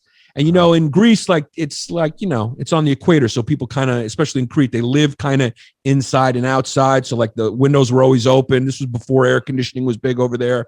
And I would watch him all night. I was a voyeur. I'd watch from Polizois's house into his house, and he was beating his kids, like beating them. And I watched a couple nights. I was kind of too scared or didn't understand to say anything. And then one night I couldn't take it because he was beating his kid. And this is a true story. And I just went and I told my mom. And it was like 2 a.m. I always had trouble sleeping. My mom, in her nightgown, just got up, ran out into the middle of the street, started yelling at this man from the middle of the street in Greek. So I don't know what she was saying, but I mean, foaming at the mouth, and yelled at him. And he was like very meek and embarrassed. And after that, I would watch every night. He never hit his kids after that. But what a hero! What a hero your mom is. That's what she was like. That's what my mom was like. I mean, you know, difficult in other ways. Let's not, you know, this is. Send me that. Send me the part of the book you were talking about, or the stuff that they wrote about her in the book. I'd rather see that than you telling her. I'll send you that. It's called Law and Status of the Child. Send me that. I want to hear that. Well, so it's got to be just triply heartbreaking to see such a powerful woman that's done so much and helped so many people, sort of helpless in this, you know, stuck under this disease. I'm sorry. It was rough. It's a rough disease, man, and it's gradual and it's long. It's like Chinese water torture. And yeah, I'd come home and, you know, the stove would be on, she'd be upstairs, like the pot would be burning, and it started there. And then, you know, then she starts to forget who you are. And now she doesn't know who anybody is. So it's a really brutal and your dad thing. They got divorced when you were younger? They got divorced when I was like a freshman in high school. So yeah, my dad was the greatest. My dad was just the greatest guy. Was he like, funny? He was funny. He started to get a little long-winded as he got older, and he'd hold people's ears too. Yeah. That's where Yanni LongDays really? That's comes so from. Weird. But he was just the greatest, man. My dad was the greatest. And yeah, he'll always be my hero, my dad. And you know, mine too. You know what I think about? Maybe you thought about. And my dad, you know, again died way too early. He was my best friend. He was my best man at the wedding. He, my first one. You know, when you look at you know, when kids talk about when you look at your parents or your dad and you go and you know, because you always see him as a superhero and they're invincible, and then that moment when you go, oh, he's just a human. They're just a human. I never had that with my dad. My dad was always bigger than life to me. He was always the coolest motherfucker in any room, anywhere. And he like your mom. He was probably like your mom. He was like a lion. He had the heart of a lamb, my mom would say, but he was like a lion. You know, the roar of a lion, like a real Greek. And the way he treated people is what I think one of the big things I got from him. I mean, he owned fast food restaurants, but he would treat the busboy the same way he'd treat the best customer. And, you know, I think that really stuck with me. You know what, man? So nice to your crew there. I would call one fat and the other one, you know. That's to the T. My dad was the guy who was like, you go to the supermarket. They all loved him. He knows everybody. My dad. That's one of the things he said to me once. He goes, the world is full of beautiful people, and it warms my heart every time I meet one. That's something he said to me. He said a lot of wise things to me, but that was one that he just said. And I remember going, oh, that's who my dad is. That's who my dad is. My dad loves people. And I do too, and that's part of the one of the bummers about this. One of the thousands of bummers about COVID and all this stuff is like, I feed off of people. I love to meet people. I love to talk to them, and it's hard to, you don't know what anybody's thinking with these masks on, right? And I don't know about you, but I'm always grossly misjudging the way people look under the mask as well. Right. But I just used to feed off people's faces and energy, and that's all gone. I was like a bunch of walking. Silver lining, though. I mean, you can fart in a department store and get away with it. I mean, I've just been ripping ass for the past year. What do you mean? Why? Because they don't know impunity. Huh? I've just been farting with impunity in department stores and whatnot. But that's everyone's messed up. COVID. You'll kill just as many people. Wait, so the father thing, I was going somewhere with this because it's interesting. Comedy, what the heck? Wait. Where were we going with this? I think we were about to talk about your big true crime podcast. I cut everything out before this. Yeah. Mm-hmm. I mean, if you think of it, we'll come back to it. This is it's not very formal, but can I pee? You can pee, dude. Yeah. I mean, do it in the cup. Are you going to do it in the LongDays mug? I was gonna. Let me. Can we go take a little pee break? Yeah, we can take a 5. Yeah. I mean, are people still listening to this, or are they killing themselves? Trust me, they're listening to it. Trust me. Yes. How long are we? Yeah, that's great. Don't worry. How long is it? It's an hour 30 so far. It's great. I did 4 hours with Rogan, so it's great. You did? Yes. 4 hours, and then we did 3 hours. Really? Yeah. But on his podcast? On his, yeah. Why aren't we doing his? I mean, we want people to hear this. Yeah, a lot more people would hear it. Yeah, I'll let them know you're available. I don't know him, but I like him. But you, all I care about is you. All I care about is you, dude. Let me go pee. All right. We won't watch. Do a quick, Yeah. I mean, yeah, go ahead. I mean, I'd love to hear what your prostate's doing, but when we cool down, we'll do it afterwards. Your wife's DMing me. Should I say something to you about it? Say again? Your wife's DMing me. Should I say something about it to you? Or is that... I mean, I'm not kidding. Her name is Britt, right? Correct. Yeah. Correct. Yeah. She is. You sure that was I'm a not piss? making a joke. Huh? You sure that was a piss? You weren't dropping a deuce? I tried, but I thought of you, and Uncle Jesse's in love. I mean, what? This is your wife sending me this stuff. Yeah. If I ever this is going to be fun. Subscribe to Yannis. You have to plug your name in every fucking thing. LongDays podcast. Check out the episode with John Stamos happening right now. The second Ask Stamos. She posted it? She posted. I don't understand. Yeah. She posted something about. I don't know. Yeah, well, it's a big love or something, and then that's a big. Yeah, she posted. She's a big deal for her. Greek? She's half Greek. Very pretty girl, and she looks great naked. I'm just saying. I mean, Are we recording? I hope we're recording. Thank God. Yeah, we're back. No, I'm kidding. And you know what? I realized what I was trying to pee in there. What I was going for was, I want to talk to you about being a father, because I have a lot to say about it, and I'm sure you do too, and maybe I can learn something. Yeah. I mean, it's a drag that our parents aren't around to help us, right? Like, you go like, I want to ask my mom this, I want to ask my dad that. Yeah. Well, I'm very lucky. Like her mother and father are still around. Her mother stayed with us for a year. She's like the best mother-in-law, and she's helped us so much. So it's great. I have good in-laws too. I remember I had to call your house on Easter and talk to your whole family. Then I had to call back or make a video because Aunt Lulo wasn't there. Whoever the hell. Yeah. Right. Yeah. Exactly. The Greeks, we have a thing. We gotta take care of each other. Absolutely. And I appreciate that you made her. You know what? And her father passed away from COVID, so that you did that was very nice. And it's so easy to do those kind of things, isn't it? It was amazing. Yeah, it's Mariana. It was. So how do you feel about being you were talking about discipline earlier. Now your daughter's only 1, right, or 10 months, I think. 10 months. My son is 3 in 3 or 4 months, and discipline is the hard. It's the you can't hit him, I guess, but boy, look, here's what I've realized, and I've been around kids my whole life. I have nieces and nephews. It's so much harder than I thought, and you're still, your daughter's probably just still kind of blobby, right? I mean, and your wife probably does most of it, as does my wife. Right. But it just takes so much patience and common sense and love, just so much love and money and time and energy. Like, I'm glad for me, I couldn't have done it, much earlier, because I just, thank God I'm sort of established and I don't have to, I'm not chasing a career or money or whatever. But if I did, I just have so much respect for parents, especially, and both parents, a lot of parents have to work now and they're not around their kids. And I could see about 10 times a day that if I was abusive or if I was drinking or whatever, well, you might think about hitting the kid.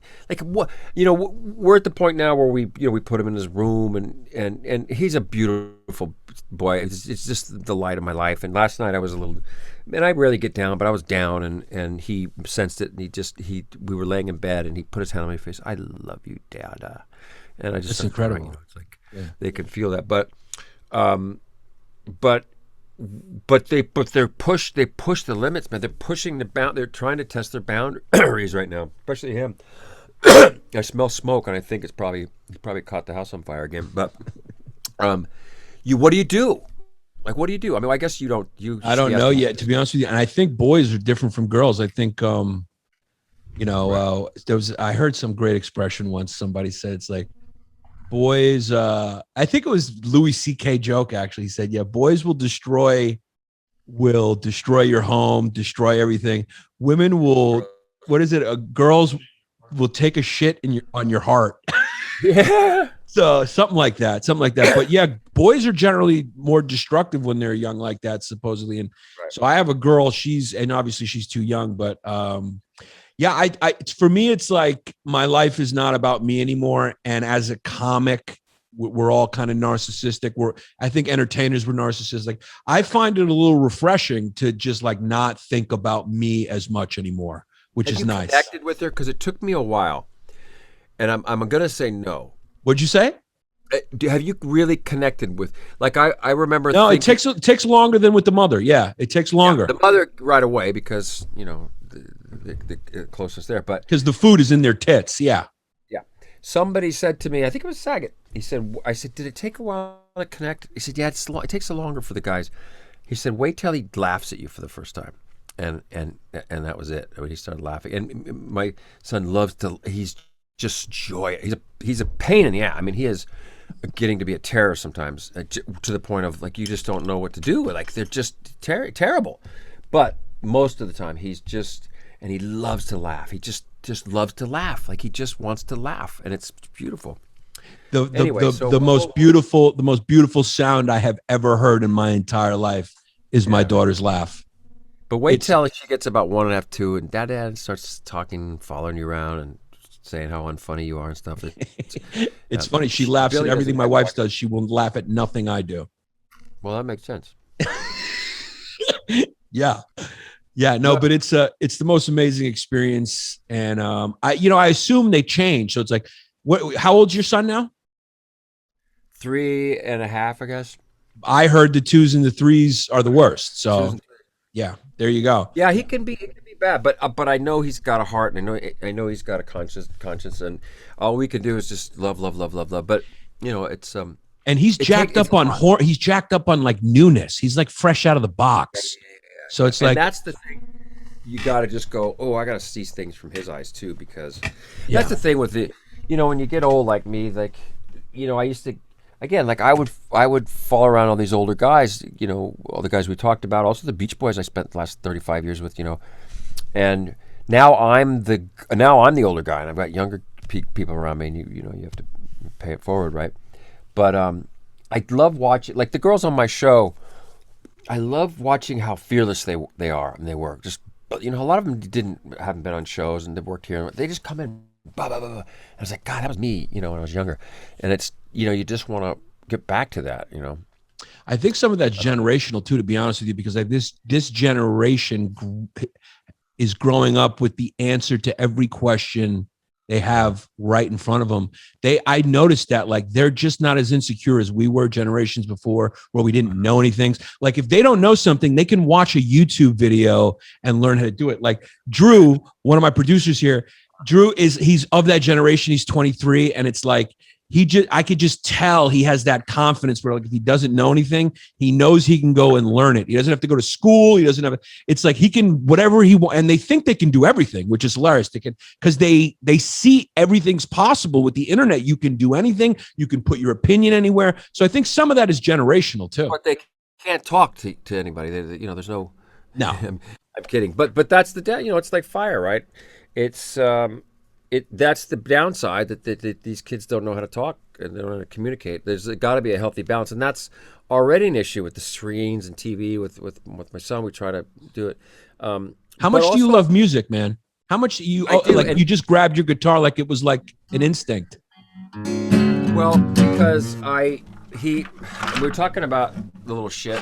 I'm sorry, call him. He likes to come up and put stuff. I don't know what's in here. It could be something. It could be. But I heard it earlier, and I said, "I'll wait and see." You guys, just make sure he doesn't get a hold of your black dildo. That's where I found it. The guitar. Yeah. What the fuck is this? You can always hide it in your ass if you want to keep it from him. I did. That's where it's now. Okay, this is a light from here or something. Yeah. But this is not funny because he puts those are all his toys in your guitar. Toys, and he thinks it's so fun. The other day we were at this mall. I take him to get ice. What the fuck is this? I take him to get ice cream, and it's kind of a bracelet. It's kind of a bougie. Like I live, by the Kardashians, and what the fuck? This is down. So he knows his dad's famous, right? That must be weird for him growing up with his dad being famous. I don't think he gets it quite because everybody's on video and TV, because you videotape him. But we went to get ice cream, and he got this dark black chocolate ice cream, and I turned my head and I looked back. He's got it all over his mouth, all over his thing. And he comes off the table and starts running up and down the strip mall saying, I got poop on my mouth. I got poop. And then everybody's looking at me like I'm a terrible father. But he's, what was my point to that? He's a mischievous little guy. If we were trying to say if he knows if his dad's famous. He doesn't know what that is yet. He's going to the concerts now, the Beach Boy concerts. And at first he would just kind of run around. He didn't really get it. But now Dad, can I go on stage? Yeah.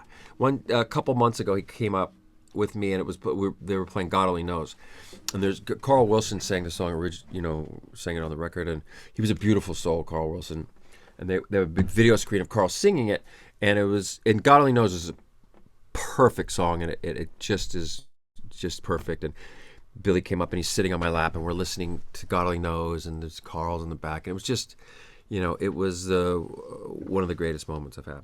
How did you get to tour with the Beach Boys? Like, how did that happen? How did that happen? I stalked them. And, hold on a second. But real quick, talk about the internet. You're right, kid, and that's why there's so many great young. You see all these kids, musicians that are 3, 4, 5, and they're playing the shit out of the drums and guitar. If you want to, and that's the thing that I'm grateful that the kids get to do. Like we were talking about the old guys earlier. You couldn't watch when I was a kid. How could you find Sammy Davis Jr. or Frank Sinatra doing their stuff? Or there was no YouTube. There's no VCRs came around, and my mom would tape old movies and stuff for me. But you couldn't just look how much we would have learned from them, in those old days. But people, the learning curve is so much quicker for kids now. So much quicker. I mean, for that it's all good, right? But I'm not really a guitar player. The Beach Boys, they're who's your number one group? Like, who's your number one? I would Van Morrison. Van Morrison is my favorite of all time. I love Van Morrison. I love the Stones. But do you play any instruments? No, I have no talent. Well, you're funny and you're handsome. That's it. John Stamos called me handsome. That's in fact, let's erase the rest of the podcast and just keep that. You remind me of my publicist. I had this great gay publicist. That's great. I remind you of Great. a publicist. I got a fucking personality of a drip. He was my first. No, he was very handsome. He was a Greg Oleopoulos, the poor guy. He died of AIDS, but he taught me. He taught me to be accepting of. I grew up in Orange County where Of gays. gay was, huh? He taught you to be accepting of gays? Yeah, and I remember him saying one day. I said, "What? I don't get it." He said, "You know how you feel when you look at a girl and you get that tingly feeling?" I said, "Yeah, because that's how I feel when I see a man." When I look at you, John Stamos. Well, no, he was never. That's what he was saying. Yeah. He was a great. He definitely yanked it to you a few times without a doubt. He was my parents loved him. He was a great guy, and he passed away of AIDS, and it just breaks my heart. Rest in But peace. you look like him, and he was a great guy. Look, we're not gay, me and you, but we are Greek. So if we went to prison, we'd pick it up pretty quickly. We're on the waiting list. I Yeah. think. You're gay, Jason. Yes, I'm gay. I'm gay curious. You are? No. Have you ever been with a gay thing? No, I'm a straight Hey, kid. pause, people. I like the Pause. puss. People, So do you. Dave used to joke with me. It was like all the orgies, all the crazy shit. You ever never had a wiener graze your cheek? I'm like, no, never. No wieners, no graze. We were going somewhere. Oh, Beach Boys. So I loved them. And could you imagine? I think we could probably coin an expression, John Stamos level tail. I mean, you could probably say you could, if there should be a Hall of Fame, it would be you, Derek Jeter. We throw a few in there. I mean, but you're definitely a first ballot Hall of Fame puss getter. No. If you really look deep, you'll see. I always wanted to be in relationships. I always wanted to be in a relationship. I was never, and That's kind of gay. Yeah. And I was never, and maybe this is why, hopefully, knock on wood, it never happens that someone come out of the woodwork and said you did this and that. I was too afraid to make a move on girls. I was always, and I went to bed early. My friends used to call me the pee waster because I would just, hey, good night. And I was always afraid to make, even to my wife was telling a story yesterday about me on our first date, and she loved it that I was afraid to make any moves on her, that she had to make the first 7 moves. Yeah.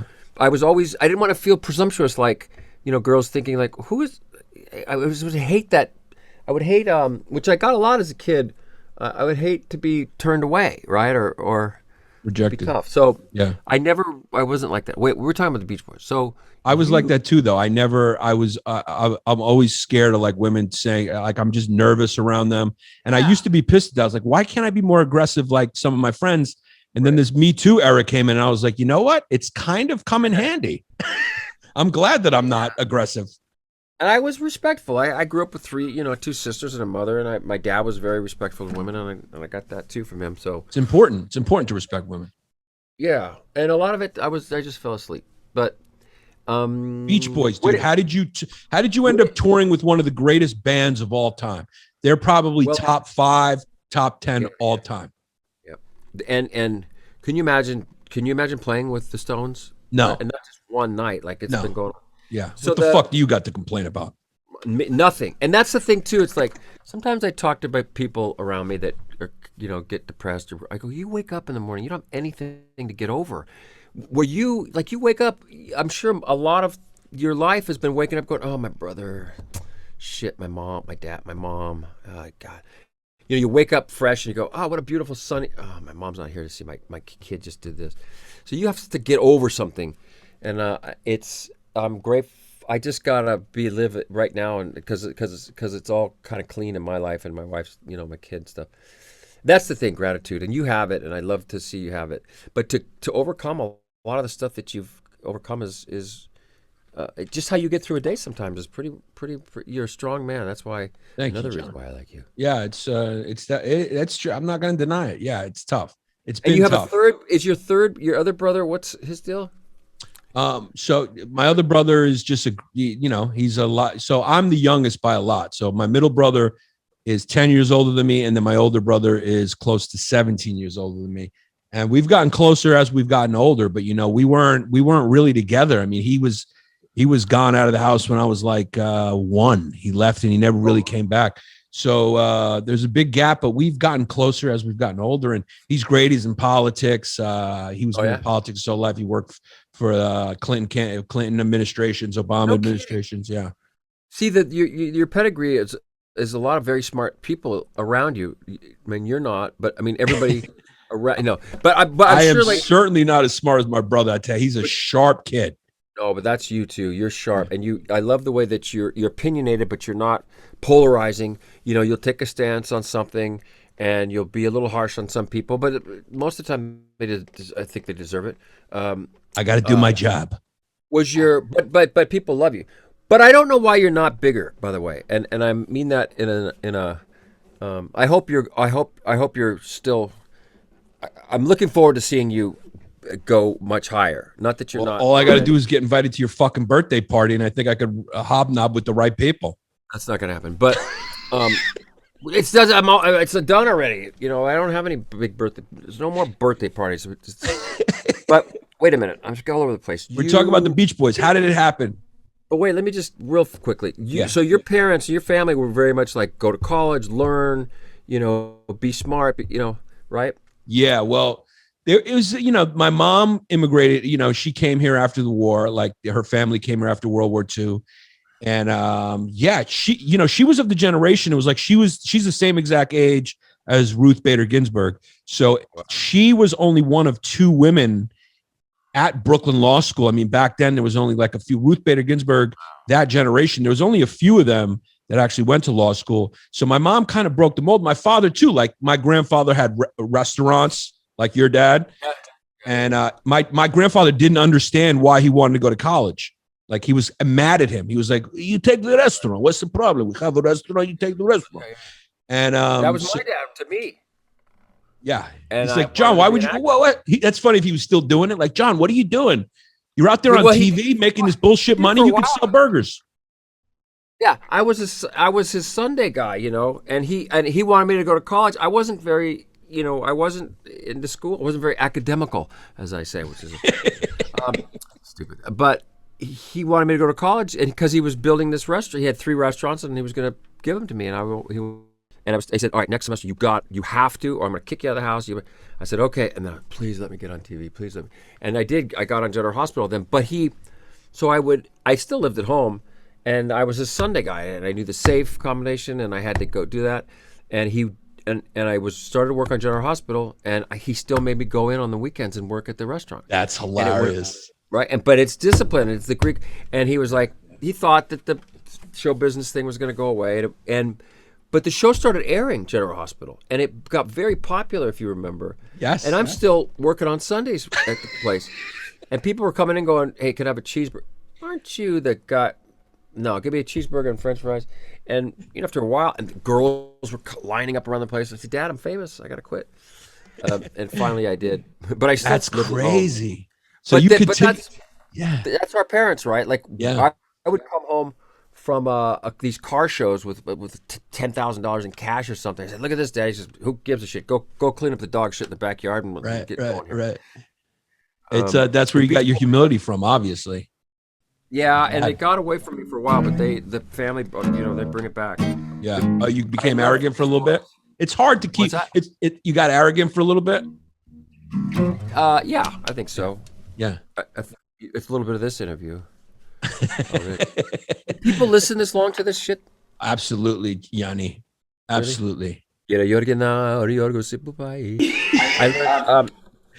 the Beach Boys, I was really good friends with the guitar. I was friends with the guitar player Jeffrey Foskett, who played with them, and I'm still best friends with him to this day. And I just love, when I grew up, the Beach Boys were everything to me. The music.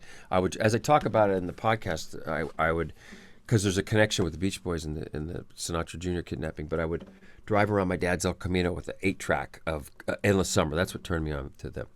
And I went to, my first concert was at the Universal Amphitheater here in Los Angeles, and the top was off. And it was the Beach Boys. And I'll never forget it because Mike Love and Dennis Wilson were fighting. I guess, which I learned later because I told Mike about, I was at the concert, and they remember everything, these guys. He said, oh yeah, Dennis tried to bring, heroin to Brian that night, so my brother Stan beat him in the face with a phone, and I said, "Oh, that's great." I'm 15 years old, but I remember Dennis pushing his drums over on Mike, and then ran, like, took his hat off and ran. I mean, it was, those guys. There's some stories there, but respect you. They obviously respect you as a musician to have you out there touring with them. That's crazy. We'll get to that. Yeah. So my friend invites me to this show in Anaheim. I'm in San Diego, the Padres game, and they played the concert and they hadn't done the encore yet. And I went to go backstage, and all the girls on the field and cheerleaders and everything chased me into the backstage area, screaming and yelling. And security came, and Mike Love turns to my friend and said, "Who's that?" He said, "That's my friend John Stamos. He's on General Hospital." And Mike says, "Do girls scream like that all the time when they see him?" And my friend said, "Yeah." He goes, "Get him on stage." And so I went on stage and played Barbara Ann, and I just never left. I was at the time, the drummer, the Dennis Wilson, who I just spoke of, he died. There was always two drummers, and I kind of crowbarred my way in there a little bit. And then they said, "Well, we're doing this big show on the 4th of July of 1984. And we're having some celebrities, Joan Jett and the Oak Ridge Boys, and Mr. T." It was a war group, and Jimmy Page was playing guitar. Wow. Philadelphia in the afternoon, and it was a million people in Philly, and a million people at a real million too, not at the monument. And if I show you pictures, man, you'll shit yourself. And I remember them. The crowd was pushing, and they said, "Hey, you kid, Stamos, go out there and tell him not to push, or we can't start the show." I said, "Okay."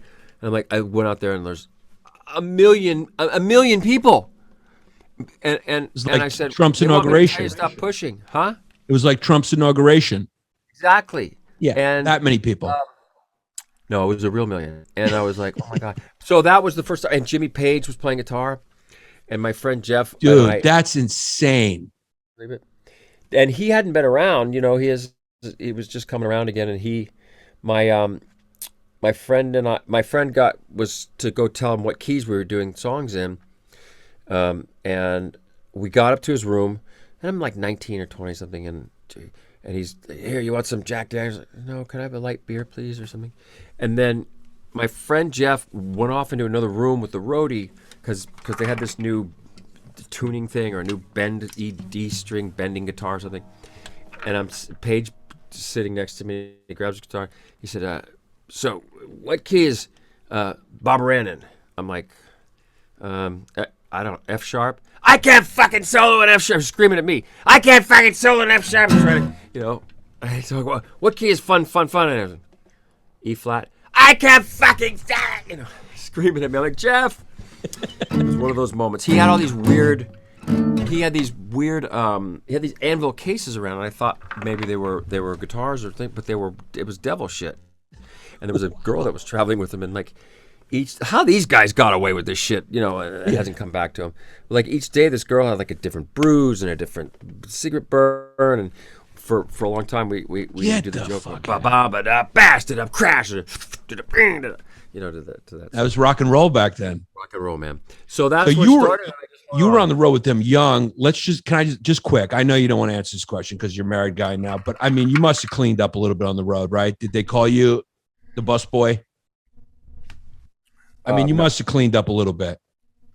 Well, to keep in mind, I mean, it was the Beach Boys. Even in the 80s and 90s, their fans were, were a little older. But they did.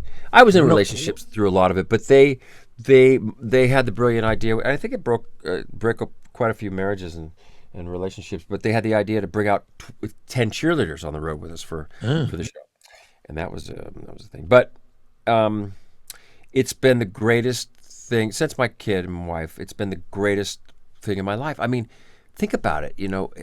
And the music, especially right now, this music means so much to people. It really is the great uniter, and I don't want to get all puffy about it, but the politics don't matter when you're playing that music. Good vibrations, fun, Surfing USA, optimistic stuff. Wouldn't it be nice? I mean, to watch this crowd, and I play drums or I'm playing guitar, and I'll be behind Mike Love, who's a great frontman and loves singing these songs, and I see the power that this music has over people, and it's just overwhelming, and to be even a little tiny part of it or be on the sidelines. My main goal once I was in with them was to make sure that the younger generation got to know who the Beach Boys were, because they weren't playing them on the radio. You hear them pop up in a Happy Feet or something. But I put them on. I put them on this show You Again with Jack Klugman first, and then Full House. We did a couple of episodes with them, and that was right around Kokomo and all that. And I think I have so many to this day, and it's one of the greatest things someone could say to me is I got turned on to the Beach Boys by watching you guys on Full House. I saw, I follow Chet Hanks, Tom Hanks' son. I love him on Instagram. And he did this one video where he's like, listen, he's like, look, whatever you're doing right now, I need you to drop it. I need you to go put on Kokomo by the Beach Boys. And he's rocking out to it in the car. He loves the Beach Boys. So it's He didn't mention, I didn't get a name check for that? He didn't drop your name. He didn't drop it.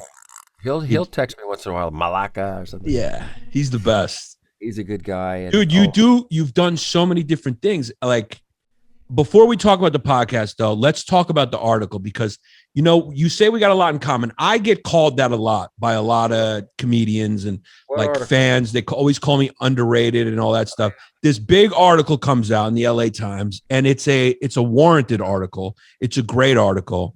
And how did that make you feel when that came out? I'm talking about this article in the LA Times where they say that this is your time. Finally, you're getting the recognition for being this dramatic actor, having this range, breaking out of the kind of the ex-teen idol kind of thing from fucking Full House, which is not really a teen idol thing. It's just you were a good-looking guy on it. What do you feel about that article? I didn't read it. Bullshit. I got it plastered on my wall. Are you kidding? Yeah, well, of course. I didn't believe it. I remember the morning too. I think I got some sort of food poisoning the night before, and I was not feeling good, and I couldn't wake up. And then I was sitting on the pot, and then all of a sudden I get all these texts, bing, bing, bing, bing, and my publicist said, "You got to read the LA Times," and he sent the article, and I didn't even look at it at first because I was like, I can't deal with this right now. And then I read it, and I thought I was still asleep or in diarrhea heaven or something, because I was like, this doesn't even, the main thing I felt was, God darn it, I wish my parents were here to read this. But it was their, LA Times was their thing. And I remember I would read the calendar section, and I was the cover of the calendar section, and I would read it as a kid, and I'd clip out stuff. My mom would clip out stories about, actors and stuff. So that guy did a lot for me. Did you know he was writing it, or it came out of nowhere? No, it came out of nowhere. I didn't know. And since it's been out, people have things have popped up that you wouldn't. I don't think I would have got the attention to doing some different stuff. Anyway, I've had a lot of bad, not a lot of bad stuff, but shitty reviews and stuff. But this new show got just love letters. And that was another thing. I couldn't believe it. It was like, wow.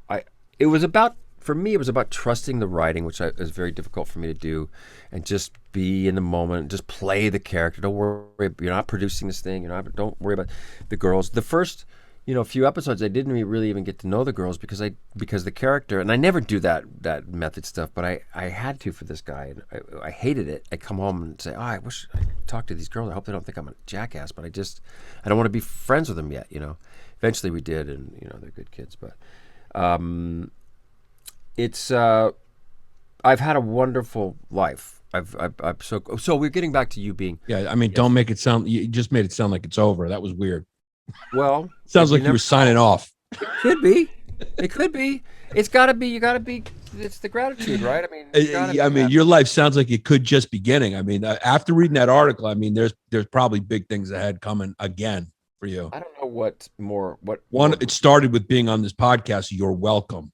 Well, that's what I'm saying. Like, what could be better than what I'm doing right now? I mean, I've made nothing, dude. Nothing. How many viewers you have? Like 500? About 12. What's Rogan's number? Do you just text me in the thing? Rogan does like millions. No, I mean his phone number. His phone number. I'll text it to you. Yeah. I know why this is you're just doing this to get to Rogan. I get it. Nope. I love you. So 25 years ago or so. Oh, I had some props to show you, some things to show you. You showed me the dildo already. Oh, never mind. Yeah. 25 years. I met the Beach Boys through the Beach Boys. I met Jan and Dean, and they were another surf duo. A little lady from Pasadena and Dead Man's Curve, and Dean Torrance I was at an Orange County fair. I was going to play with them, and he turned to me and said, and again, I'm like in my early 20s. He said, Stamos, do you produce? I'm like, yeah, sure I do. I didn't even know what, but yeah, sure. He said, my best friend, I loaned him money to kidnap Frank Sinatra Jr., and in prison he wrote this manuscript, and I own the rights to the kidnapping of Frank Sinatra Jr. I'm like, what? You want to try to do something with it? And I read it. I was like, it was just, I couldn't. This story is so. Have you listened to any of the podcasts? I did. little And for bit. people who are listening right now who don't know, because believe it or not, a lot of people are young and they don't know. Frank Sinatra, you obviously know who he is. His son was kidnapped. It was like the biggest story in the country for a little while. He was kidnapped. And John Stamos right now has a podcast out called Snatching Sinatra. It's a true crime podcast series where he interviews the guy who kidnapped Sinatra. It's crazy. How often you get to talk to the actual criminal and have them? And his name is Barry Keenan, and he was a guy. And I've been out trying to sell this as a TV miniseries and movies, and it's been a little difficult with him, but being able to do it. So I said, "Fuck it, I'm just going to do this podcast because I need to get this story out there, and people will not believe it." But in doing, I always kind of sort of made it sound like I always Mark's guy, Barry, he wasn't a criminal. He was, clumsy criminal, kind of got the gun stuck and got this and lost that and everything went wrong. But the truth is, he was a mentally ill man who was sick, and so the podcast has given me time to really delve into his psyche, and by the end of the first episode, you understand why he did it. He grew up in L.A. and he went to this high school with Jan and Dean and James Brolin and Ryan O'Neal and all these fancy famous people, and they had this group called the Barons. And they all made it. Everybody made it, but him. And he wanted that. He wanted a seat at the big table, and he was going to do anything to get it. And he was at the lowest point in his life, and he was. And I remember sitting at a restaurant about 4 or 5 years ago with a couple producers and Dean Torrance and Barry, and he's talking about it. And he said, "I said, why, Barry? Why?" He said, "Because God told me to." And everybody's kicking each other on the table. I said, "What do you mean?" He said, "I was watching a thunderstorm over Catalina Island in Balboa, and God came on the radio and said to get rid of all your troubles." And he owed money, and he was addicted to drugs and pills and alcohol, and he was a very, very smart guy. He was the youngest in the stock exchange at the time. His dad was a securities guy, and he said God told him to kidnap somebody, and it couldn't be a kid, it could be a girl, and you had to pay back all the money. You can't hurt the person. I said, that was pretty detailed. He said, yeah. I said, and the radio wasn't even on. I said, oh, okay. So it's unbelievable what he did. He made 3 attempts. Kennedy got shot. So the nation's like, on edge. Frank Sinatra's like this. And Barry says, well, that was in Dallas. I got a schedule to keep. 2 weeks later, he goes up to Tahoe and he pulls it off. He cons a couple of his buddies, gets him out of Tahoe miraculously through a series of funny events, puts him up. He has this halfway house here in the Valley. I'm in Los Angeles, which is a weird place, and realizes he forgot his gun up at the crime scene, left fingerprints, didn't pay the hotel bill, he had the keys still. So he gets his girlfriend, who was a virgin at the time, and he's been hiding this whole thing from her. When she finds out, she fucks him on the spot. On the spot, she's so turned on. They go. She drives him back up to Tahoe. Now, and they're in the room overlooking the crime scene in Tahoe, and she pays. Turns out the girl had all this money, pays the bill. They clean up the place, grab the fake mustaches, and he thinks the feds are onto them. So he was smart enough to bring up outfits and skis to pretend like they were honeymooners on their honeymoon, skiing. And so at this moment, he's got the most powerful people on the planet trying to find him. He was the most wanted man in the United States. FBI, the CIA, and they all wanted to, do this And the for mafia, Frank. probably. Sam Giancana calls Frank and says, "Do it my way, Frank." J. Edgar Hoover all these Kennedy had to go, and you knew the relationship between Kennedys. John F. Kennedy gets shot. His brother's got to move in. His brother hated Frank, and because of the mafia ties and all.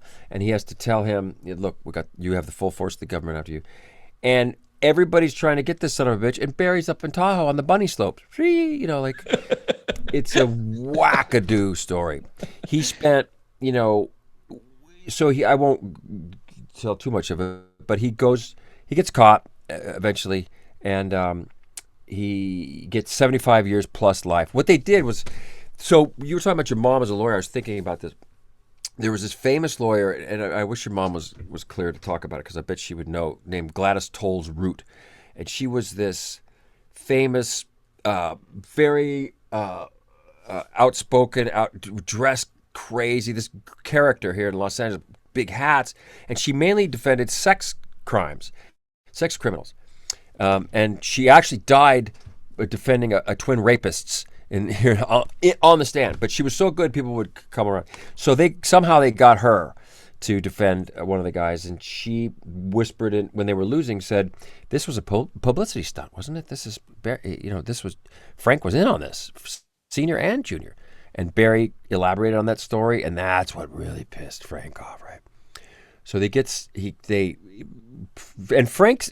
This was a shit show. It's happening in L.A. Sinatra's there in the courtroom, and all the people, Janet Dean, everybody, crazy. So they go to jail.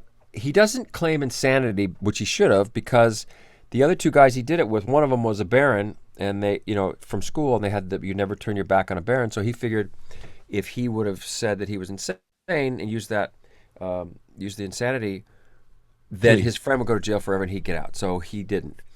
They eventually realized, let's let this guy out. And Barry tried to tell the story for a long time, and he actually had the Son of Sam law turned over, and he went to sell this, sold it to Sony. Consequently, it never got made anywhere because Frank didn't want it made. It was embarrassing too. I mean, and as soon as you start talking about Frank and digging into his shit, that wasn't good. Right. So Barry had been shot at least 3 times over the years. The last time, it went on for 50 years. So supposedly the story goes that Frank on his deathbed said, "Get that son of a bitch." But the hitman was old too, and one of the last hits that Barry had on him, he said he was running in Huntington Beach, where Dean Torrance lives, and the guy had him in his sights, and his colostomy bag broke, and shit went all over the place, and he missed him. I mean, he's like the luckiest man to still be walking today after kidnapping Frank Sinatra's son. The odds of that are crazy. And you have the story, you're interviewing him. It's an amazing podcast. People can listen to it anywhere, right? Where they listen to podcasts. Yeah, 3, when does this air? Soon? Saturday, yeah. Is that a good day to air these things? It's a great day. Saturday night. Yes, 3 episodes are out now, or you can buy, you can subscribe to the Wondery app. How does this go everywhere? It goes everywhere. It goes YouTube. It goes to all the podcast apps, and then it's up forever, so people listen to it whenever they want. You making some dough? I heard making some dough. My boy Josh Peck told me about this thing that happened with you. That this old partner, we don't have to bring it up, but he said you were so funny, and this guy fucked you over. I don't like it. Now you guys do a thing. Let's call Jesse's mother. You want her? Yeah, Drew, you want to call your mom? We'll end it with that. How are we going to do it, John? Huh? On a FaceTime. Let's just call on FaceTime. What about you talk about everything? So Drew's mom, first of all, it's very funny. So Drew's mom got very excited when she found out that John was going to be a guest in the podcast, and she made spanakopita. And I don't know if you could have told your mom, but I can't feed him the spanakopita through Zoom. But the spanakopita is here in your honor. And his mom, what is your mom, like 1/10 Greek or something? Will you send it to me? And guess what? Drew lost his father too. Drew's father was a firefighter, and he died of a heart attack. How old was he? 61. So Drew's a great kid, man. Sorry, Drew. We all have that in common. It's fucked, man. It's fucked. And you get older, and as I look around, I got a lot of older friends. I hate it. We're only Right. here for a couple decades, man. You got to have a good time, and if you can find a way to get on stage with the Beach Boys for 35 years, that helps. That's a good time. Yeah, I'm lucky, and you Call are her too. Yeah. That'd be funny if she doesn't pick up the phone because she's like gossiping with one of her friends. Like, Drew, you didn't call me. Should we go on? Yeah, give me the we go phone. live on What's her name? What's the Mrs. what? Mrs. Malik. I'm gonna be respectful. Ralph Mouth? Mrs. Malik, how are you? How That you sounds doing? cute. You gotta hear high enough volume on my phone. And I hear so many wonderful things about you. I love your son. He's the greatest. And I'm sorry. Yeah. Mrs. Malik, can you hear me? Yes. Yeah, I'm sitting here with John Stamos, and he wanted to say hello to you. Is that okay? Oh my gosh, I love him. Hi, Miss Malik. How are you? He's so cute. Thank you, Mrs. Malik. Hey, I heard you made spanakopita. Hold on a second. Hold on. Why don't you? Is she on FaceTime? Hi, is that FaceTime? How did I lose you? Yeah, wait. Hopefully we'll come back. Can you hear me now? Listen, I just want to tell you, I loved you in The Men Who Stare at Ghosts. She said she loved you in The Men That Stare at Goats. Toby. What is she talking about? Does she think I'm someone else? No. Drew told her to say that, and what can you do? Drew, stay out of this. I know you for sure. Full House was my favorite. She said Full House was her favorite. I heard. That. Where is she? Yeah, either. Yeah. Is Drew a good kid? Drew's a great kid. I don't see him. Yeah, you can't see him. I don't know how we could do this. You could see him there now, right? Hi. No. He's on Zoom. Is your son's the technical director over there, huh? This is good. I can see you. All right. Mrs. Malik, we love you very much. Yeah, you got to bring it closer so she can hear. Can you see me? Oh, hi. Hi, Miss Malik. Hi there. I can't hear her, but she's cute. And thank you for the spanakopita. What's she saying? Drew? She wants to know the fountain of youth that you dipped into. Oh, I don't know. Did she make spanakopita? Yeah, spinach pie. Right, Ma? You made some spinach pie? I made spinach pie. I don't think my son cooked it for you all the way. Well, I learned sign language, baby. If you sent your son to college to do technical work, you lost your money. All right, tell her. All right, Mom. Yeah. Thanks. So that's tough over Zoom, but Mrs. Malik was very excited, and she cooked spanakopita, and she said she doesn't know if we cooked it all the way for him. She thinks you're here still. So what can you do? Yeah. Hey, let me see the kid. Yeah, Drew, come on, say hello to Johnny. Johnny. Now he calls me Johnny. Yannis. Hi, Drew. Hey, buddy. Hey, how long ago did you lose your pop? 2018, so not too long. Yeah. Tell your mom I'm sorry. And he was a hero too. All these heroes. Yeah, he's a firefighter. It was pretty cool growing up. But yeah, like you're saying, it sucks because like when I have kids and stuff, I don't really have like someone to ask stuff. But Yeah, but he's there. He'd be there with you, right? He's there. I Yeah. can feel my dad and my mom, and you got Yannis. He'll help you. Yeah, there you go. You think of him as a father. Yeah, right? godfather, yeah. Weird father. Yeah. Oh, he is your godfather?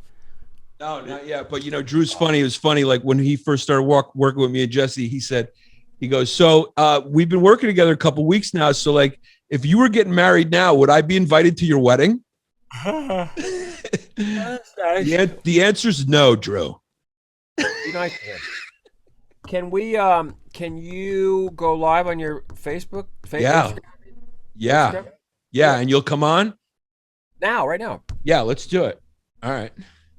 Well, we can end the app and just go live. Guys, our small business shout out Patreon tier is sold out. We got a lot of the classics. You guys got to support each and every one of these guys. LongDays support small business, and so should you. Eastside Cheesecakes. the king and the queen right there. Julia and Gregory out there in Los Angeles making the best cheesecakes that are now available at Uncle Paulie's as well. But you can also get them at eastsidecheesecakes.com. Follow them on the gram, Eastside Cheesecakes, all one word. Order yourself a delicious cheesecake. They got all types of flavors. I love their cheesecake. We're also brought to you by techvera.com.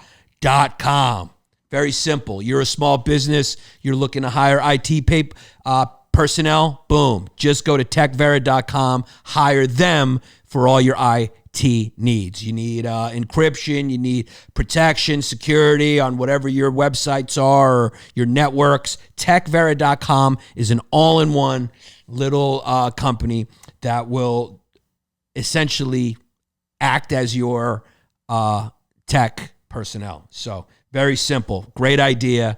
Great business. Techvera.com. Hit them up as soon as you can. ExclusiveAutoShipping.com. The Screwed In Kid Jared. Nationwide free quotes. If you're moving your car anywhere in the United States, get a free quote at ExclusiveAutoShipping.com. Move your car anywhere. Then, of course, we got the great GOAT, Rob, from Rob's Mental Playground. There it is right there. He made me my painting there. He does T-shirts, prints, paintings. Go commission something. If you're a fan of the show, you should be doing it for the fun of it. Go buy something from Rob, robsmentalplayground.com. Go look at all his great work. You can get prints, T-shirts, art. He'll make you anything. Go ask him to make a custom LongDays shit. I don't give a fuck.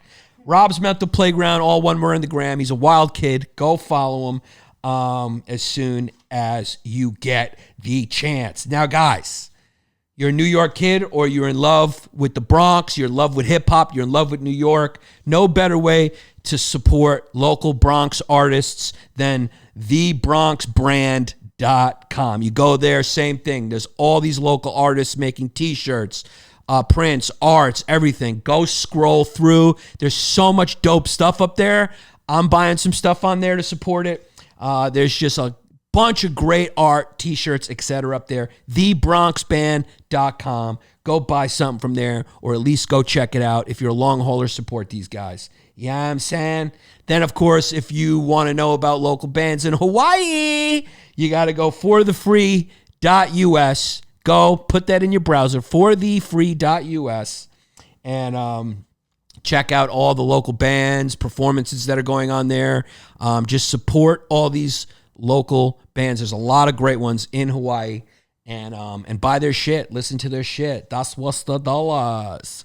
And we're also brought to you by a new small business that we're going to shout out from my man Squeegee Luigi, which that should be the freaking name of the business, but it's not. You got to go to his Instagram at GetTurnedCo. GetTurnedCo. That's GetTurnedCo. C-O. GetTurnedCo on Instagram. This is a very, very cool small business. He does everything himself. He creates these like little cannabis paraphernalia. So if you're into smoking weed, who isn't? He creates like little exotic dab tools, pipes, rolling trays, and much, much more. He's also got like luxury pens, jewelry, self-defense gear, tools. He's even got furniture and other shit on there. This kid, I mean, he's got you. His business is like a diner menu. Whatever you want, he's probably got it up there. So go check out some of his current vendors that he's working with and some of his recent projects on his gram. It all starts in his gram. GetTurnedCo. GetTurnedCo on the gram, and check him out, man, and support him. And he even says he's going to give me a little special discount, so I like that very much. Thank you, Squeegee Luigi at GetTurnedCo, all one word. All right, guys. Of course, you want to join the Patreon, patreon.com/Yanni LongDays for weekly bonus episodes of Squeaky Clean. That's a bonus podcast episode that I do. Also, right now, we got the Tim Dillon episode up there with Mr. Panos, and there's all these other character piece videos and stuff, depending on the level you join. But please, patreon.com/Yanni LongDays. Go join, become a long hauler. We're in this for the long haul. The show's going to be here till I'm dead. So come on, become a fan. Also, guys, please go to iTunes, rate and review Write a funny review, a good review. We need you to be proactive. iTunes, it helps with the ratings. So go there and rate and review on iTunes. Okay, now for our newest long haulers. You know what we do. We encourage you to do a funny name, and we have a good time with it. If you don't want to, you're here for the content, straight to the back. That's your choice. First up, we got Roman Sandbank. Welcome, Roman Sandbank. What a name that is. Derek Boyd, Jackson Riley, Davis Wayne, Ryan Ames, Cash Singh. Nice Sandra D right here. Adam Cristallini. Welcome. James Heinsohn, Daniel Bass, Kevin Buenrostro.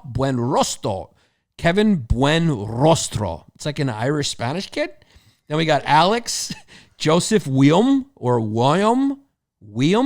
William, Brandon Hayes, Nico G, Tony G, Justin Case, Philly A Booty Up, Eric Henning, Jonathan Good, Freddie Meisner, Christine, Devin Rupard, Theo, Dylan, the Potato Monkey Donahue, Dan DeSillitz,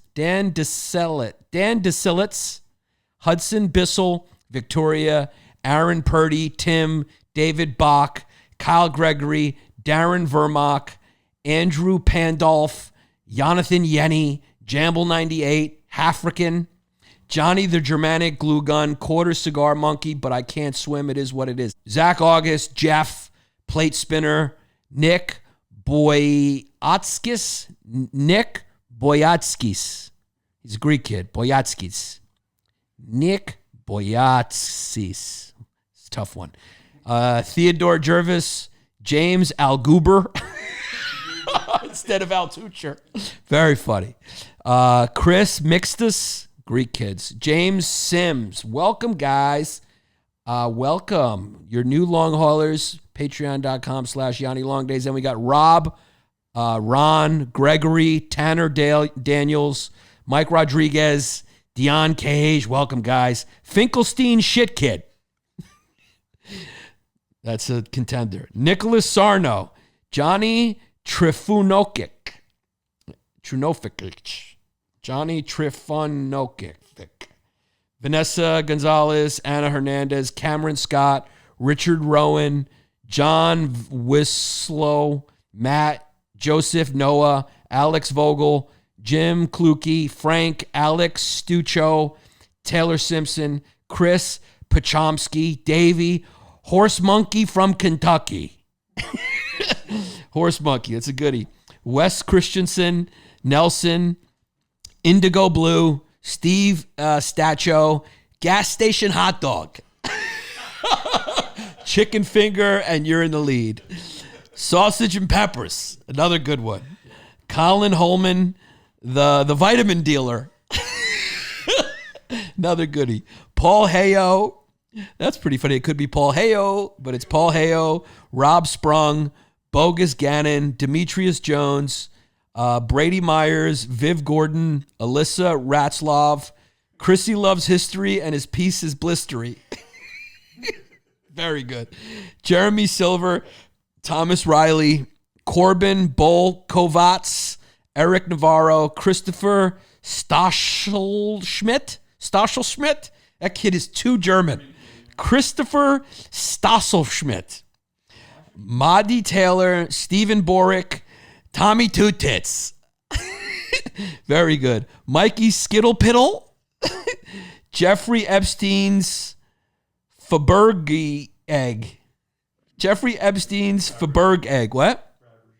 Jeffrey Epstein's Fabergé egg. What does that mean? It's like that expensive. Oh, yeah. Jeffrey Epstein's Fabergé egg. Very good. And then Jacqueline, welcome. We got a few more. $1 to Patrick Skaggs. Welcome to the Long Haul Gang over at patreon.com/Yanni LongDays. Max Moore, Eros Jano, CJV, welcome. Z Jama, welcome. Angel Martinez, Bob Starr, Tom Ho, Yada, Tiger Maximivs, BJ Jordan, Rogie Red Pill. That's Rogan's, Rogie Red Pill. Then we got Welcome D, Jack Smith, Greg Rodriguez, Jake Doherty, Mike Taylor, Morgan, Gillian Carr, Lorbo Grant Tower, South Florida realtor. He's one of our new small business shout outs. So Grant Tower, South Florida realtor. So I guess if you're in South Florida, you need a realtor. Go check out Grant Trower, South Florida realtor. Then we got Andrew Setinick, Britton Dodwell, Jacob Brandon, Hamad Bin Obaid, Henry Polanco, Max Whelan, D, another D, Joseph Viola, Matt Singer, Reagan, Usman Khan, Cody, and someone's name is Show Us That Greek Glue Gun. Eddie Cora Jr. This is the best. Jesse Smollett's Subway sandwich. Number one. You're number one now. Jesse Smollett's Subway sandwich.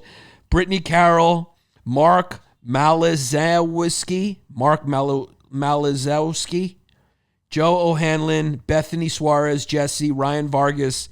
Steve Nardini. Josh. Sam Froley. Christian McKenzie. Cody Montana. Jesse. And John Woliver. Welcome. Patreon.com/Yanni LongDays. Hope you enjoyed that episode with John Stamos. We'll see you next week. Tell your friends. It's been a long